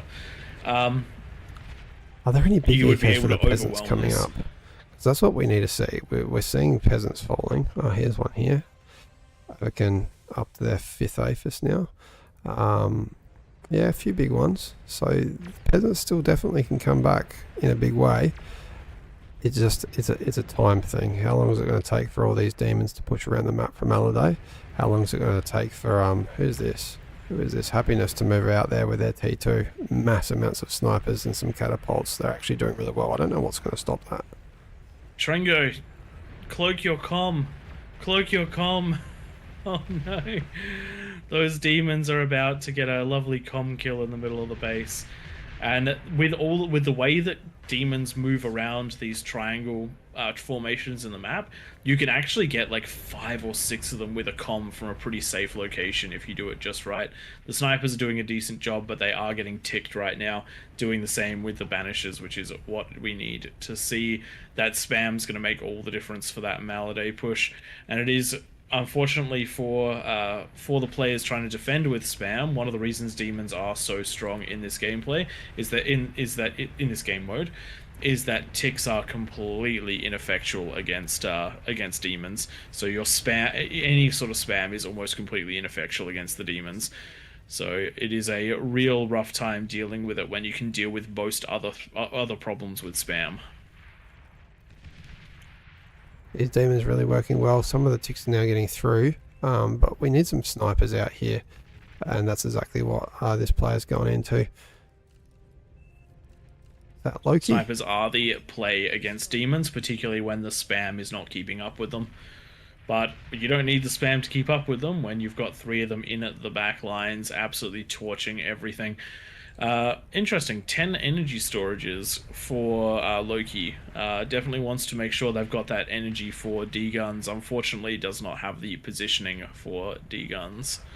Not enough of a reaction out of this bottom left corner either. Like, there's a lot of players here that are doing nothing and just letting their neighbour die. That is not how to play beyond a reason if you're on a team. You want to react to what's happening. It is very much so a team game, and if the player next to you falls, it is much harder to push forward. I know from a fact... Oh, big bang! Flash. Was that Flash? That was Flash. Takes out the advanced Geo. Takes out Tom's advanced Geo. Sucked in. Tank Tom, doing your best to hold this front. Thankfully, though, you do have those APHIS behind those T2 build turrets. So even though you've lost one of the wings, you're not completely out. Flash not going super heavy into the eco, trying to get the damage done, and I do like the spiders trying to push in where they can. Demons coming with them too, catapults as well, but those 2 demons that were in the backline from Maladay, they're still going. This entire corner has not really reacted to those demons. 4 demons pushing across what accounts to basically 1/8 of the map is a ludicrous amount of damage for 4 demons. Even though demons are very strong, no that's cloak. Not invisible. No cloak. Honestly, if you get if you're at 4 fusion going into an APHIS, just keep your comm on Just cloak. keep your comm cloaked at all times. You've got the energy. Once you're sort of at 15 minutes into the game, just turn cloaking on your comm and don't turn it back off again. You watch Hot Potato's eco go down.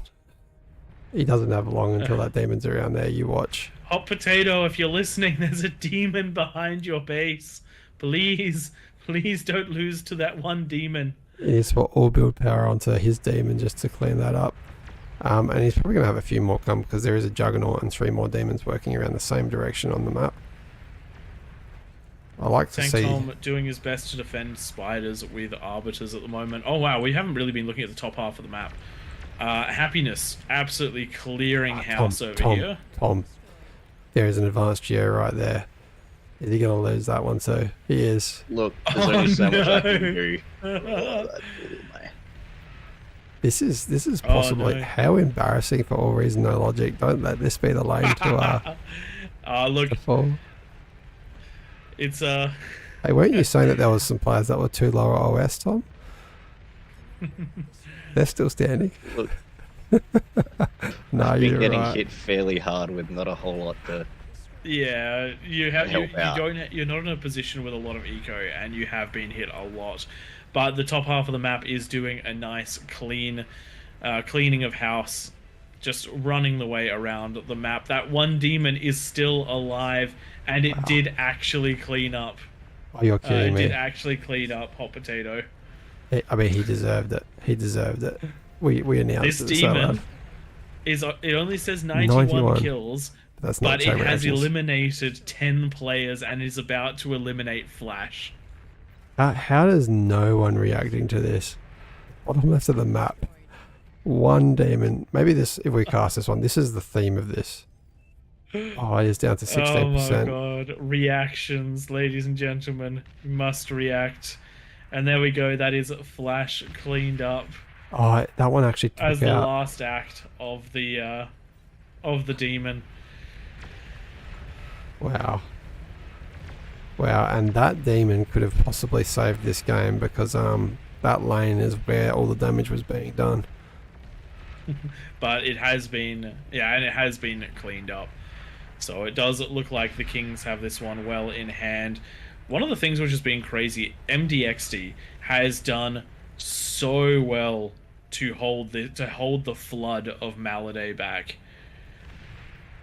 Wow. And it's only just falling 25 minutes. The last player in this entire half of the map. Yeah, it only took and 30 something managed to do- demons and 25 catapults to break him. Nicely done. Very nicely held out over there. The Kings have ecoed to the point where they can't really eco anymore. And it has been again, this one is such a hard one to, when you look at a game like this, you think, wow, the Kings are ludicrously overpowered. But the reality is that barely any units were sent at the 10 minutes to slow them down. The player in the middle didn't have to do anything more than build about 15 T2 units and then could spend the rest on eco. It's very I think we need to be sending some of the more experienced players out to wrangle a lot of the peasants, because we were experienced. What just happened there? I think that was a self-D. Self-D in the middle of the map. I do like that. Yeah, there's a few comments in game about the balance. So on this exact map, I think it was 2 or 3 weeks ago, we had the Kings with 10% more bonus, and they lost. This one going the opposite way, so it's very hard for us to pick the right thing. We'll do our best, and it is just a matter of who plays what game style. If there's much commie ecoing happening for peasants, which there wasn't this game, we probably would have seen different results. Everyone kind of just did But it for also themselves. just the attacks at 10 minutes. If the Kings are not under constant pressure the whole game, the Kings will take the game away. That's something that we see very consistently. Ottoman Crusher reporting another player for taking away his traitor award.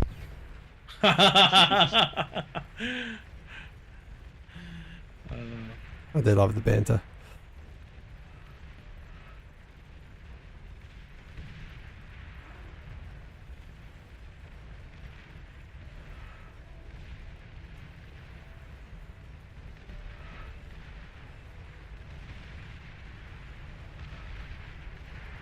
This one definitely played significantly differently to the last time we did this.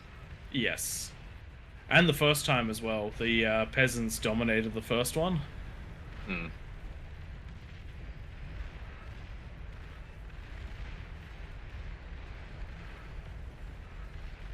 But yes, when it comes to the peasant win condition, the peasants will win almost every game provided we get even close with the balance, if they co-op eco and they put pressure on from the 10-minute point onwards on more than 75% of lanes. Because the Kings scale exponentially, so if you can prevent them from putting the metal into scaling and force them to put it into units, then the peasants will scale harder because there are more of them capable of taking of making the backline go, and that co-op is what does it. Yeah, that's it. Very one-sided, that one. Almost a breakthrough. And that's all it takes. That one breakthrough, popping an eco, and the whole game changes. Happiness doing a lot on the top right. We didn't really give him as much attention as he probably deserved. all our attention on the south there. But really nicely done. Very nicely done indeed. And I reckon that was because Maladay's damage started at the 15-minute mark in a big way, and Happiness's started at around about the 18-minute mark, so we were already concentrating on that part. All right, ladies and gentlemen, hope you have enjoyed this one. Definitely a little Kings favored tonight, but we will keep ramping those bonuses down until we get parity again. Just bear in mind that we have played this map with plus 60 bonuses for the Kings, and the Kings did lose it, so it is about player balance. So we'll leave it on at that one.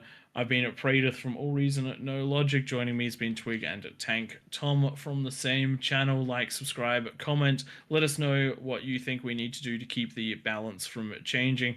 Whether we need to start actually forcing different players on different teams. There definitely was some very strong players on the Kings side. Also, the aggression really did the game in for the peasants on this one. All right, ladies and gentlemen, we will catch you in the next one. And stick around. I think Grumpiness is going to host a bit of an after party and then go into his usual stream. It's a good one. Check it out. Okay. That's right, ladies and gentlemen. We will set up a. We'll set up a raid for the Twitch channel. That should be going to 2 pumps, and we will hopefully he will he will be able to do. I think he was planning on a Navy only or something along those lines as the after party. So we will leave you with that one. Thanks for joining us. And if you have any feedback, there's the links in the game, and we'll throw them into the official Twitch as well.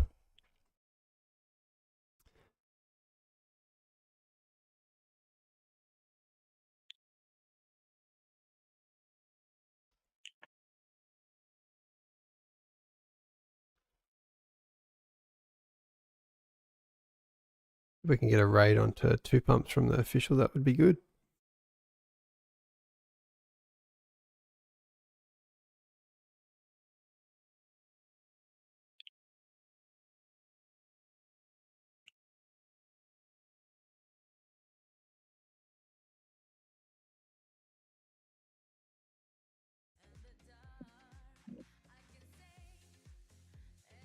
Yo!